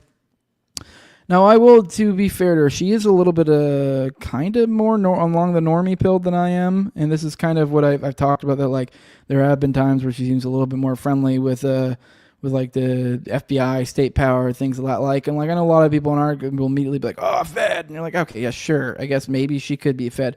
I just put it as she has is on a different wavelength, has a different belief. She's not an crazy idea. She's not an anarcho-capitalist like me. I mean, I've never really asked her political persuasion, but if I had to guess, I would assume she's probably center-right, sort of center-libertarian, what. I don't think she, even then, not in a way that I would define it, just kind of general, I want less taxes and more freedom or whatever. I don't think she, so point being is if we're talking about Monarch, MK Ultra, and then especially people who are making claims, because this was in relation to Gray Monarch, who claims to be a Monarch survivor, and I believe his wife as well was in this thing, which is she interviews Monarch survivors or something along those lines. So point being is if you're dealing with someone in the realm of a BX who is really, even her leaning in a little bit into the satanic aesthetic is honestly a little bit more hardcore for her than I would like. But I feel like I'm talking shit about her. I'm not. If anything, I'm actually kind of defending her. But my point being is that she, that's kind of on the harsher end of kind of where she is, I guess, if that makes sense. And just that she is still very much in it's almost dirty that we're this is satanic. Whereas I'm more with you guys. We're I've fucking learned about the Dutroux affair and this and that. I'm yeah, it's fucking satanic. And then not only that, it goes this, that, this. So I think it might just be one of those things where we're further along the line. I don't fucking know. Maybe she's full on a Fed and these are just Feds arguing. I don't know. If so, they're putting on a pretty good show if that's the case.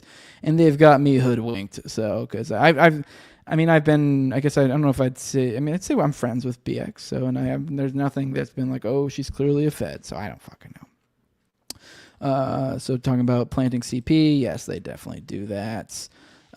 So going through it, agreed that BX's comments on Monarch and mind control stuff was really revealing. I just think it was just once again, I haven't looked into it enough, but just looking at it cursory just kind of came off as someone who just doesn't buy it and is genuinely believes. It's look at these crazy people that are discrediting everything. So that's kind of their statement. So yeah. Scrolling through here. See, so Jacob's saying, I don't think she's a Fed by any means, but treating survivors of actual SRA while doing what she's doing as 764 is incredibly odd to me. Yeah, kind of. I don't know. I feel like 764 just kind of is, I mean, it sounds crazy and it is crazy, don't get me wrong, but when you dig into it, it's more like, I mean, it's, your kid's getting radicalized on Minecraft. I mean, don't get me wrong, it's real, I get. Like, I mean, we've looked into it, but my point being is it's like, it is something that's more in the milieu of something to be sold to normies. I mean, you do have to get through that initial aesthetic of like, oh my God, you're saying they're satanic, this and that. But I mean, there's so many like Christian normies, you can kind of get into that. And they're like, yeah, they're talking to him on Minecraft. Or it just is very... You can feel the boomer vibe, sort of. And I mean, that doesn't mean it's not real. I'm just saying so far as like the kind of things that people get pulled into. Now, so I could see being someone who's even in a researcher of that, but then while also seeing like a full-on SRA and being like, whoa, that seems like bullshit. So, I mean, so yeah, I don't know. So, someone's saying I hate missing most of the stream. Well, stop doing that. So, all right, let's get into the last story of the day. Let's get into it. We're going to be reading a piece from the homie Boltzmann Booty. He has the Nuts and Boltzmann Substack, booty.substack.com. This is, I believe, I want to say one of his first ones. It's part of a larger thread that I don't know if it even still exists anymore, because I think he has an original account back, but I'm not sure if... I'm not sure if that means all of his old threads come back or not. So, point being is we may have lost the big thread here. But either way, we're honing in on Roger Moore today, one of the glowies. I don't talk about him enough because he's one of those ones that glows so hard that's honestly kind of hard to keep track of all the glow info. So that's why honestly sometimes I do find myself not talking about him when I present this to people. And that is kind of for that reason. It's hard to keep track of all the little... this, you know, like I gotta remember, like, oh yeah, he did this thing at that place with this person. It's hard to remember. There's just so much with him. It's too much with him. That's the issue. That's why I don't bring him up enough. So instead I decided to go with somebody like a Strassmeyer, all the other fucking glowies he was hanging out with. That is the degree to which the more glows that I opt to cover Strassmeyer, because it's too hard to cover Roger most of the times because Roger glows so fucking hard. So I think you'll see what I mean as we go through this. So the following is an excerpt from a longer piece in preparation describing the involvement of several individuals with known or alleged ties to the Central Intelligence Agency in the Oklahoma City bombing, the deadliest domestic terror attack in United States history. In the sanctioned version of events easily found on Wikipedia, U.S. Army veterans Timothy McVeigh and Terry Nichols, whipped into anti-government rage by the massacres at Ruby Ridge and Waco, constructed a large truck bomb with no significant help from any other individuals and detonated it outside the Murrah Federal Building in Oklahoma City on April 19, 1995, killing at least 168 people. This narrative is patently false. Others were clearly involved in the bombing, a fact that was confirmed in no uncertain terms by both Terry Nichols and Tim McVeigh multiple times to multiple people. In this excerpt, I explore the story of Roger Moore, an especially interesting character who both Nichols and McVeigh have suggested played a much larger role in the events leading up to the Oklahoma City bombing than is publicly acknowledged. Here's a little sketch of him. So, you know, him testifying in the Nichols trial where he was supposedly tied up. It appears that Timothy McVeigh, his first contact after embarking upon the National Gun Show circuit in early '93, was a man who's with extensive alleged CIA connections. The man's name was Roger Moore. No, not that Roger Moore, which, honestly, this is no shade against Boltzmann Booty here, but I am of the opinion we need to retire this joke. This is a joke everyone goes to. I mean, maybe it is like the joke because I know then, people might Google him. And then, the other, so they're like, oh shit. And then everyone goes, oh my God, that was fucking 007 guy. So for those who aren't aware, Roger Moore was, I believe, one of the previous James Bonds. I forget which one, but I don't know. No one my age gets that. So they're always like, what? And it seems like old people telling Oklahoma City, which I don't think Boltzmann's an old guy, but this is a comment. All the OKC guys, it's always like, Roger Moore, not that Roger Moore. And like most of the time, I think most people just kind of smile and go, okay. And in their head, they're like, I don't even know who that fucking Roger Moore is. All right, we will delve into the rumors and facts about Moore's intelligence affiliation soon, but first it will be useful to sketch an outline of the relationship between Moore and McVeigh. An FBI 302, an interview report form detailing a May 95 interview with Moore, describes the first meeting between McVeigh and Moore as having occurred in Florida at a gun show in January of 1993. As Moore told the story, McVeigh was at a show selling various trinkets and bits of racist paraphernalia, and they met when Moore approached his table to purchase a clock and a Confederate flag. Evidently, the two hit it off, as they soon made plans to meet up and split a table at another Florida gun show the following month.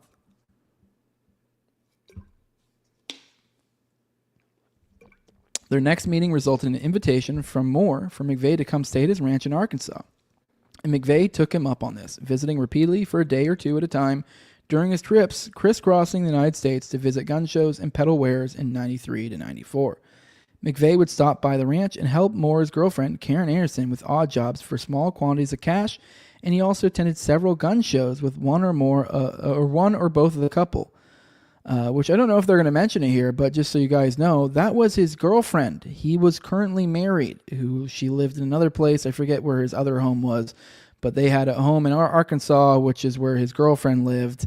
And that's a spot that McVeigh tended to go in and out of many times. Sometimes when Roger was there and sometimes when Roger wasn't. But yeah. So anyways, just the weirdness of this fella. On at least one occasion, McVeigh, accompanied by Anderson, even trafficked arms for Moore from Arkansas to Florida. Interestingly, the weapons were going to a group planning a coup against Fidel Castro. So to recap that, this guy trafficked arms from Arkansas to Florida. These arms end up going to a group that was planning a coup against Fidel Castro. This is in the early 90s. Despite what appears to be a fairly close relationship between McVeigh and Moore, in late 94, McVeigh enlisted Nichols in a plot to rob Moore's ranch to acquire funds for the bombing they were planning. In fact, Nichols alleges that McVeigh threatened to harm Nichols and his family if he did not participate. But Nichols also said that McVeigh reassured him, "It will be much easier than you think. Moore will be like a kitten and will give you absolutely no trouble at all. Just trust me." Now, bear in mind, this is Nichols claiming what McVeigh said to him.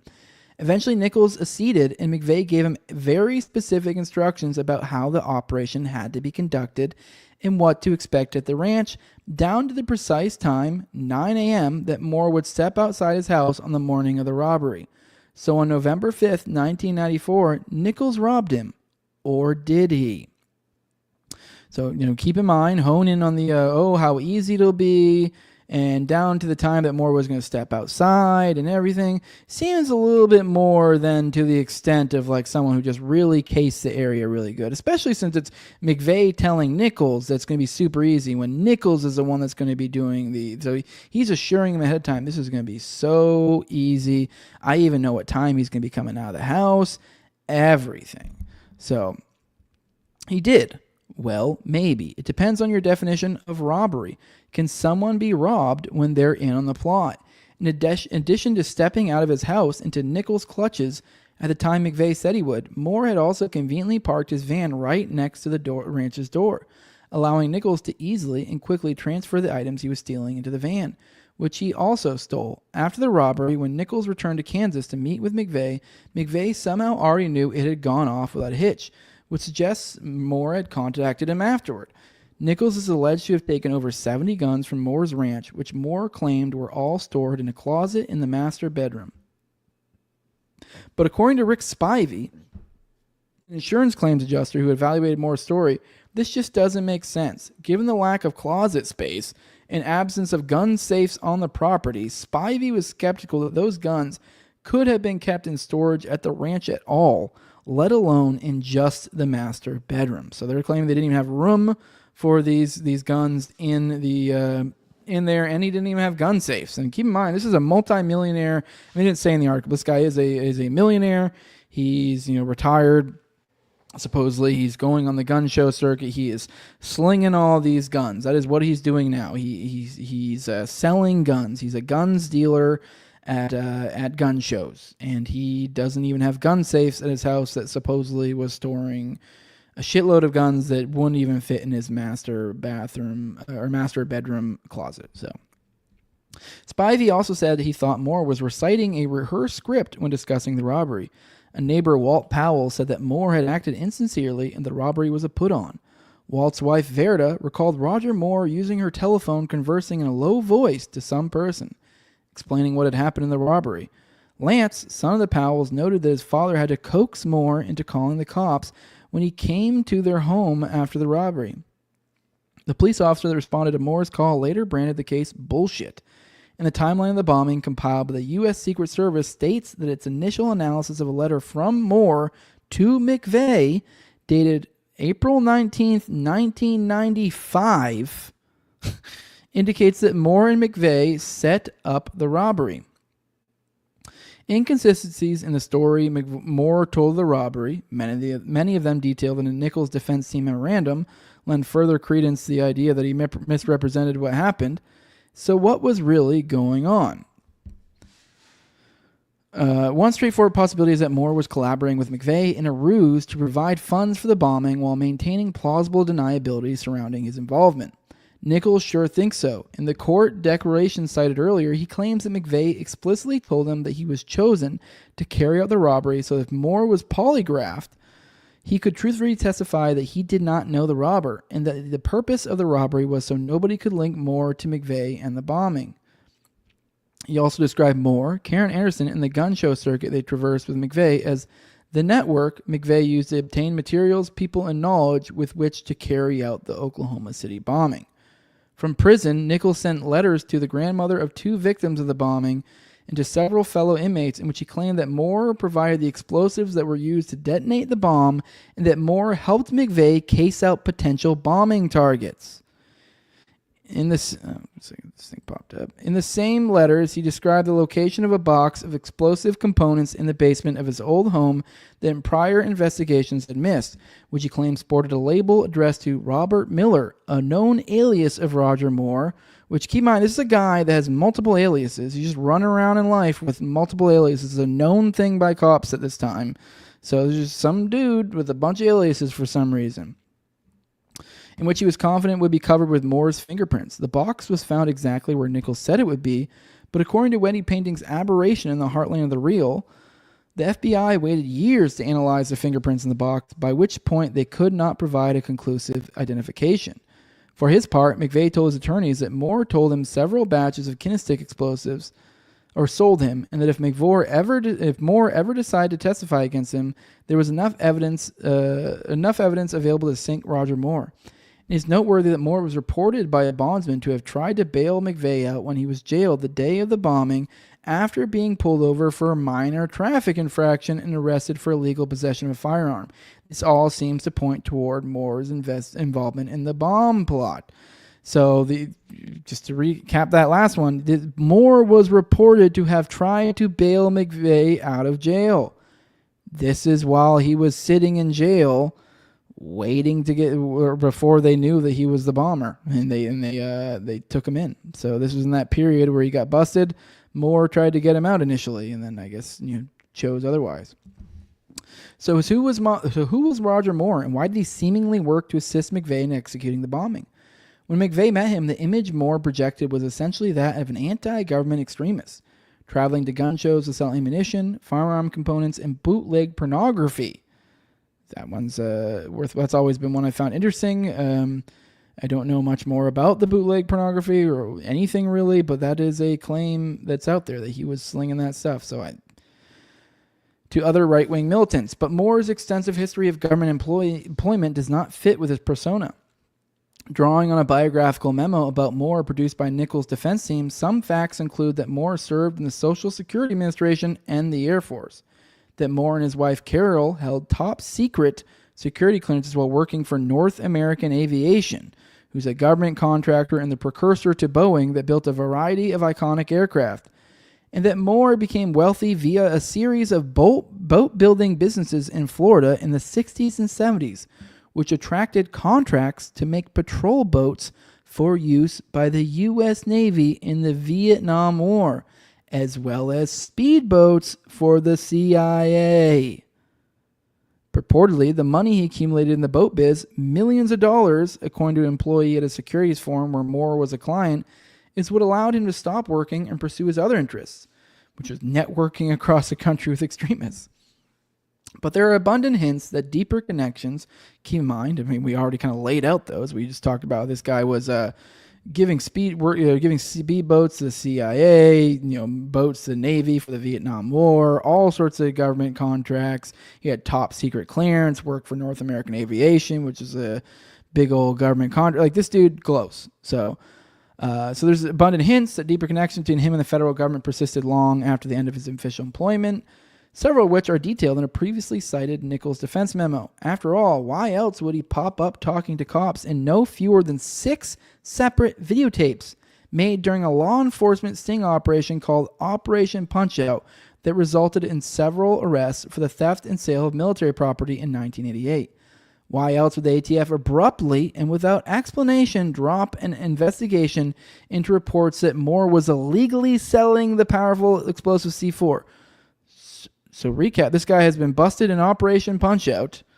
So no less than 6 tapes to confirm this. And he also was trying to sell C4 to the ATF, and they just dropped it. Why else would Moore explicitly describe himself as a protected witness when his attorney told him during an argument that he hoped Moore would be indicted for funding the Oklahoma City bombing? So, literally someone was giving him shit for the bombing, and he said he was a protected witness. So nothing's going to happen to him. Why else would he lament that whatever I was doing for the FBI is fucked up because they blew my cover? To be clear to listeners out there, that was in quotes. That is a direct quote from Roger Moore. Without further elaboration and discussion with Arkansas Democrat Gazette reporter Rodney Bowers. These events and statements are very easy to explain if Moore was working for the government, and they are very difficult to explain otherwise. To make matters worse, or better, or worse, depending on how you look at it, Moore's links don't seem to be limited to law enforcement agencies like the FBI. A series of intelligence source rumors about Moore that have not yet been publicly confirmed, the anti-communist paramilitary organizations with which Moore was affiliated, and a curious, highly redacted document about Moore all suggest a long-standing and underappreciated relationship between Moore and the CIA. Direct claims of Moore's CIA employment came from former intelligence operatives who spoke on condition of anonymity to Oklahoma City bombing investigators. This necessarily means these claims are unverified, but some credibility is provided by the fact that a CIA relationship is alleged by multiple sources, one of whom was later revealed to be a credible whistleblower. David Hoffman's The Oklahoma City Bombing and the Politics of Terror, published in 1998, great book, I've read it, claims a retired CIA/DIA agent I spoke to in Arkansas said Moore was an agency contractor. Consistent with this, a former intelligence operative told retired Marine Lieutenant Colonel and intelligence specialist Roger Charles that Moore taught sabotage techniques for the CIA at the Camp Peary military base in Virginia in a 1997 interview that served as source material for Charles' 2012 book with Andrew Gumbel, Oklahoma City, What the Investigation Missed and Why It Still Matters. Another book I've read, also a great book. I highly recommend it. Probably one of the books you should start with if you're getting into this. In 2020, in a phone call and an email, Charles revealed to Oklahoma City bombing researcher Richard Booth that he'd received this information from William T. Golden. Personal communication. Golden was a civilian with decades of experience in Army intelligence work who had blown the whistle multiple times in the late 80s and early 90s regarding corruption he observed in Pentagon operations at significant cost to his career.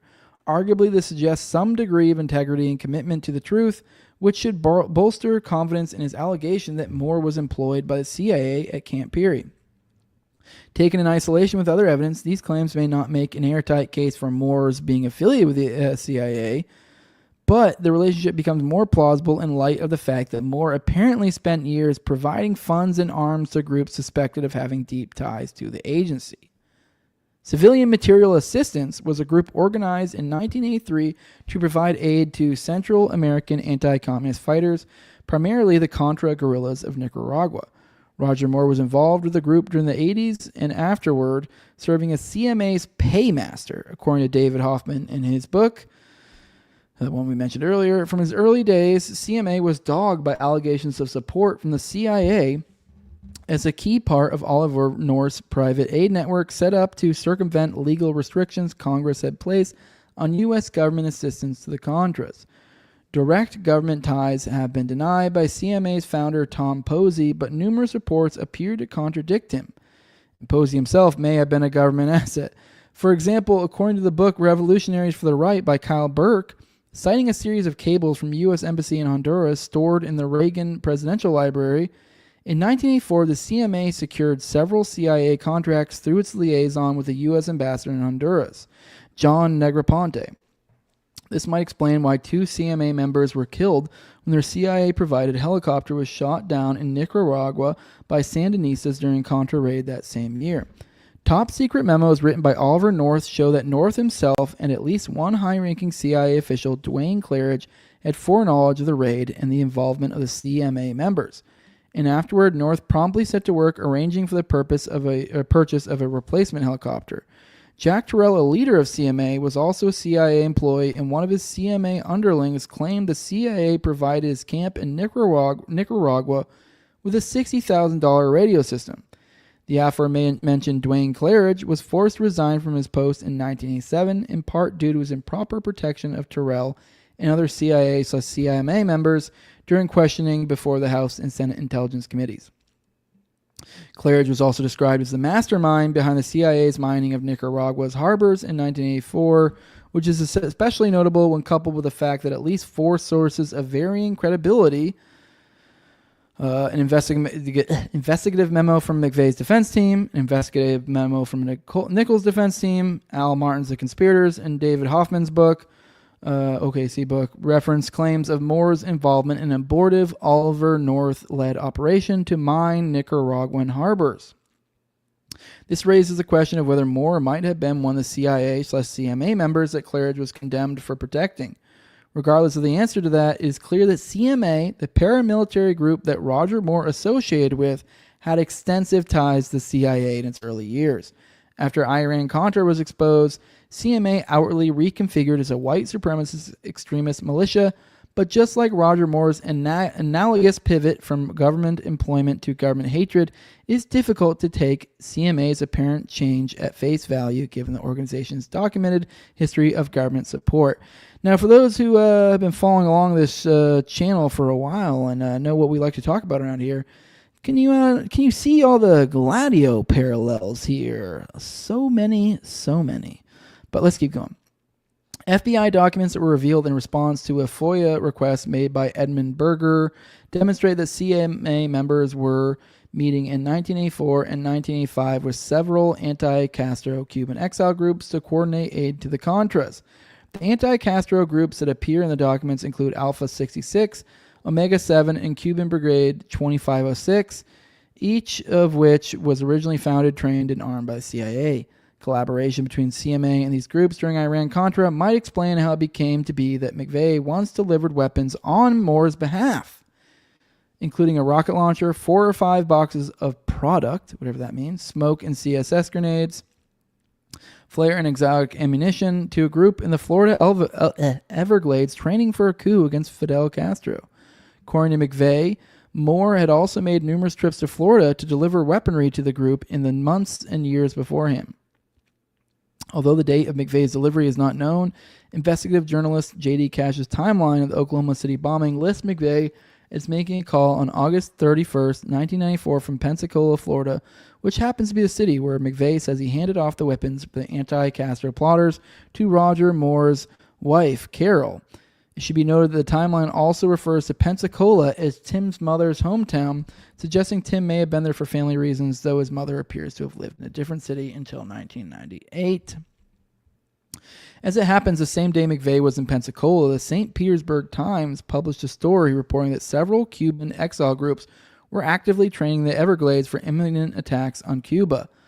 Of these groups, which include the aforementioned CIA and CMA-tied Alpha 66 and Brigade 2506, Partido de Unidad Nacional Democrático was said in the report to be among the most active, with hundreds training daily in the swamps. BUND had received law enforcement attention multiple times in preceding years, including seizures of arsenals from its Everglades base and from a boat crewed with PUND affiliates bound for Cuba.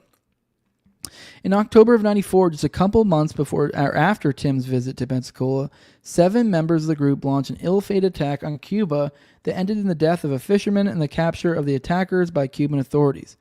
Although it is impossible to say for sure to which group McVeigh's delivery went, PUND's location in the Everglades, abundant weaponry, and the relatively major attack they launched in late 94 are all consistent with McVeigh's account of delivering arms to people in the Everglades who were training to overthrow Castro, and who Moore had been supplying for years beforehand. Suggesting a significant intelligence connection, PUND counted at least 2 former CIA operatives among its membership.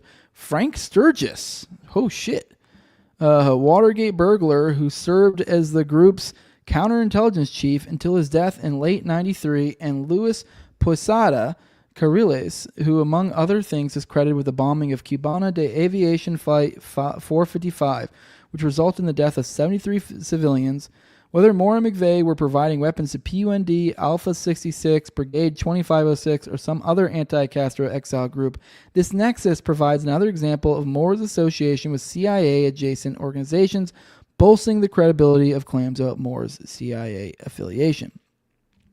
Finally, let's examine a curious, highly redacted cable from the office of the CIA's Deputy Director of Operations. The DDO is the head of the CIA's Directorate of Operations, which serves as the clandestine arm of the CIA and the national authority for the coordination, deconfliction, and evaluation of clandestine operations across the intelligence community of the U.S. No lightweight, so it's fascinating to see that in January of 97, he sent a cable to the FBI with a subject line, Oklahoma, city bombing, Roger Edwin, parentheses, Moore, parentheses. Okay, so we have the government saying that Roger Moore is a Jew. That's a joke, by the way. The stupid 2 parentheses thing. You gotta be an online person to get that stupid joke. All right. Strangely, despite being posted publicly by the CIA in their online reading room, this communication seems to have flown under the radar of the Oklahoma City bombing researchers I've spoken to, with primary document experts like Richard Booth and J.M. Berger telling me that they had never seen it until I showed it to them. This document indicates that it was approved for release in 2005, but likely remained largely inaccessible to the public until 2017, when the CIA's CREST database was put online. Okay, so this is in January. So this is in January 97. The head of the DDO sent over to the FBI a thing about that. So obviously it's redacted. So this is all we got on it right here. Here's the memo. Let me see. Everything's damn near redacted. You do see point 3 here. It's not redacted. Background on Roger Moore, according to news accounts. We have no info as to the accuracy or reliability of any of these accounts and provide them only as an explanation to our understanding of the background. Redacted.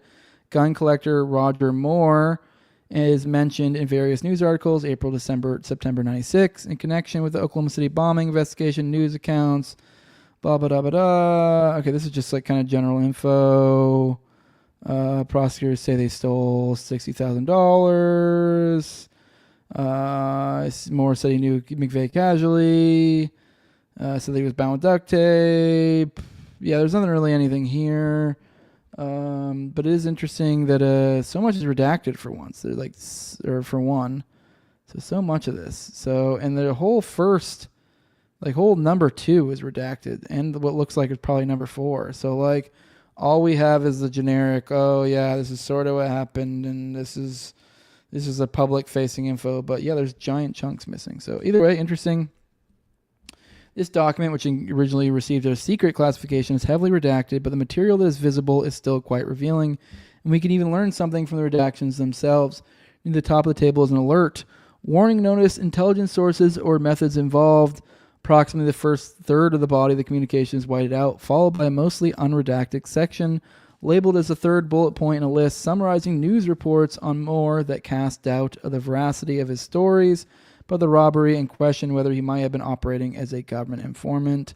This short section is then followed by another redacted section, which also takes up a third of the body of the document.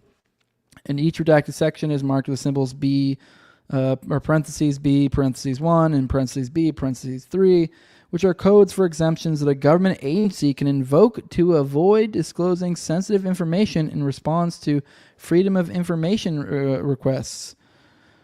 Exemption and is uninformative without the Vaughan index that accompanied by this FOIA disclosure, as it simply means that some other statute was cited to justify excluding certain info. But exemption B1 is notable. The FBI's page explaining FOIA exemptions describes redaction code B1 as followed. Specifically authorized under criteria by an executive order be kept secret in the interests of national defense or foreign policy, and B are in fact properly classified to such executive order. In other words, the government cited concerns about other national defense or foreign policy or about national defense or foreign policy to avoid publicly disclosing info about Roger Moore, a man who provided money and explosive detonators to Timothy McVeigh. The CIA's DDO cable to the FBI in relation to the Oklahoma City bombing. This cable was deemed sensitive enough to receive a secret classification and to merit a warning about intelligence sources and methods deemed or described therein. What might be hidden in those redacted sections? It seems very likely at least one of the redacted bullet points is related to Moore's involvement with CMA. One wonders if that's all they decided they need to hide from prying eyes. But regardless of the answer to that question, this cable seems to solidify the argument that Roger Moore had a relationship with the CIA. It is eyebrow-raising the CIA-affiliated arms dealer helped McVeigh acquire funding and explosives that were used in the Oklahoma City bombing. But on its own, this connection could be written off as a coincidence. After all, there are plenty of CIA contractors scurrying around, and surely some of the more evil ones are happy to put their particular set of mass murder-related skills to use independently of the agency. But as it turns out, Roger Moore is not the only fellow with CIA connections to cross paths with Timothy McVeigh and potentially play a role in the bombing of the Murrah Federal Building, which brings us to Andreas Strassmeyer, whose interesting work will be discussed in a future installment. Which, if anyone knows or has this thread bookmarked somewhere, if it is saved, if it wasn't lost on one of the many times he lost his Twitter account, let me know, because I would like to dig that. It would be fun to dig into some other ones, because I don't believe it's in his future Substack, so I'm assuming it's just like threads on his Twitter, which I will say Boltzmann is great for a lot of his threads, but as I said earlier, I don't know what of them survived from when he got nuked, forever ago, multiple times over and over and over again. So I'm unsure. But if anyone has a thread or has a tag for that, tag me in it. I will be glad to cover some of that stuff. All right, I'm going to go through the chat a little bit, and then we're going to go and get out of here. So, let's see. Still got Fed talk here. Yes, Rise Liberty back to the BX stuff. Says I'm not trying to talk shit on BX, just to be clear, but some strange things have come up, and as a pattern recognizer, some really odd things. Yeah, I've definitely noticed some stuff, but I think we can kind of throw all that off a little bit about being kind of a little bit normie pilled. Laura says, how is this happening, and how are we being threatened by speaking out, especially the dark occult rituals they relish in, for sure. Someone says, I knew those racist guys at the gun shows are glowies. They are at every show. I don't know if you're being silly or not, but yeah, no, that is for sure, especially in the 90s, for sure. So yeah, wild story, Arkansas, Hillary Clinton, Murrah building, CIA, FBI. People always bring up the documents, though. I think that's you had everything until the documents, I think, where it gets dubious. I mean, I've never seen anything that I found to be super credible about that. There were some claims that feds were pulling out documents. I feel like I've maybe one or two, maybe, but even then, there's not a ton there. And I always found that weak, because it's like, I don't know, like I just feel like documents you usually have backed up at somewhere else anyway. So just, I don't know. There's plenty of other better reasons than documents. It just seems to be the what everyone goes to. So I don't know. Let me see. Scrolling through the chat. Someone said when I lived there, it was the largest C-130 base in the world, and they were still burning Agent Orange at the Vertec plant right into the air. Which base are you talking about, Helper? Are you talking about Arkansas? Let me see. I'm scrolling through here still. Let me see. Scrolling through here. My dad, Helper Crow said, my dad told me the Marines in Cuba he interacted with were forced to sit in muddy holes for days on end. It's nuts. Someone says my friend met Justin Bateman when he was working on that show. But yeah, no one thinks of the Ozarks of Arkansas. Probably more gated communities or less. Oh, you guys are talking about the Ozarks out there. Oh, okay. You guys are talking about, I don't know why the Ozarks came up. Were we talking about that? All right. I think we're getting to near the end of the chat. Probably get out of here. All right. Here we go. Something saying Francis Sabatanism and Cassidy Rainwater are going to chew up my time this weekend. Hell yeah, dude. Someone says gun show glowies have an aura. I'll be honest, I haven't gone to a whole lot of I don't know if I've actually ever gone to a gun show now I think about it. I mean, I'm playing guns, but I don't think I've ever gone to a gun show. So I'm not familiar. I'll have to go one these days just to get a vibe for it if there are like glowies that chill there. So yeah, someone's saying the only place I heard the document theory was someone selling me life insurance, but that's who told me about undetonated C4. Now that's a little more, the undetonated C4. You're talking about you're in Jacksonville, so in that base. Okay. Someone's saying Jose and I need a haircut. I'm going to let you know this is staying growing. I think I'm done cutting my hair. I think I'm going full like OG Ian Carroll. So that's what I'm doing. I'm going long hair. So embrace it, get used to it. It is what it is. This is the new me. Here we go. I see Curtis see Curtis over here in the Rumble rants saying appreciate the morning dumps. Thanks, Jose. Thank you. Oh, your mom in here. So $20, missed that. It says, appreciate your persistence and diligence in covering the genocide, Jose. No hate towards a good Israeli speaking out. For sure.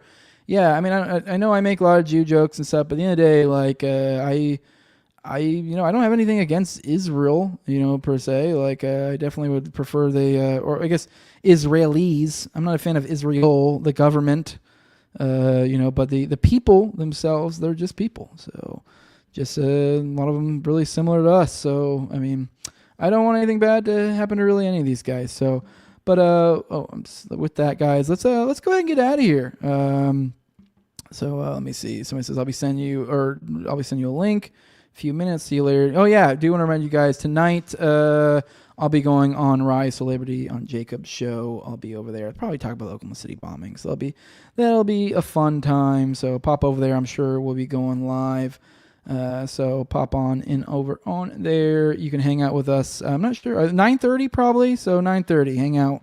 We'll be there. But with that, guys, if you want to support the show and if you don't want to give me any money, I get it.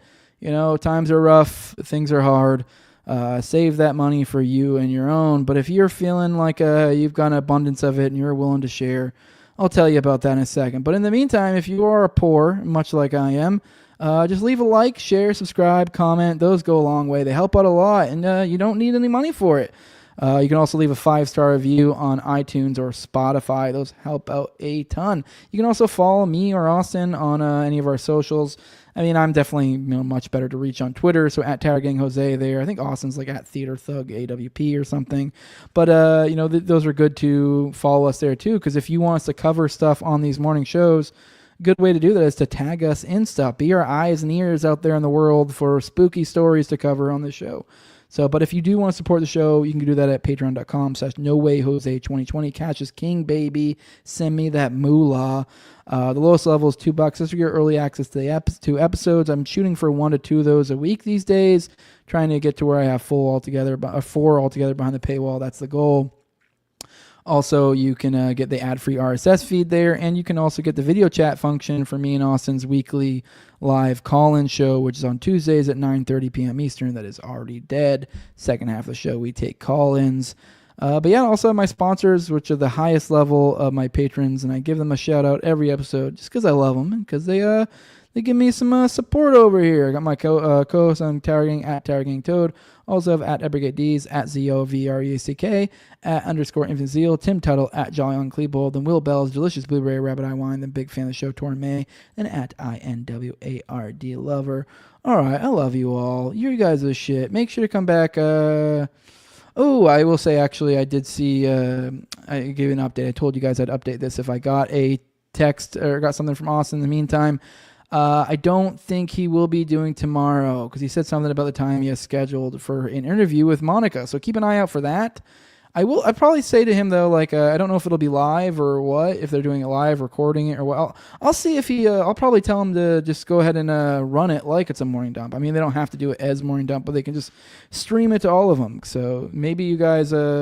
That way you guys will all see it. You all know. But either way, at the very least, keep an eye out on Austin's channel. So you should be following both of us anyways. So, but just so you guys don't miss it, probably have them send it out to all the platforms or something. We'll see. But keep an eye out. That should be tomorrow. I'm not sure what time, but yeah. With that, guys, we're out of here. Love you all. Deuces.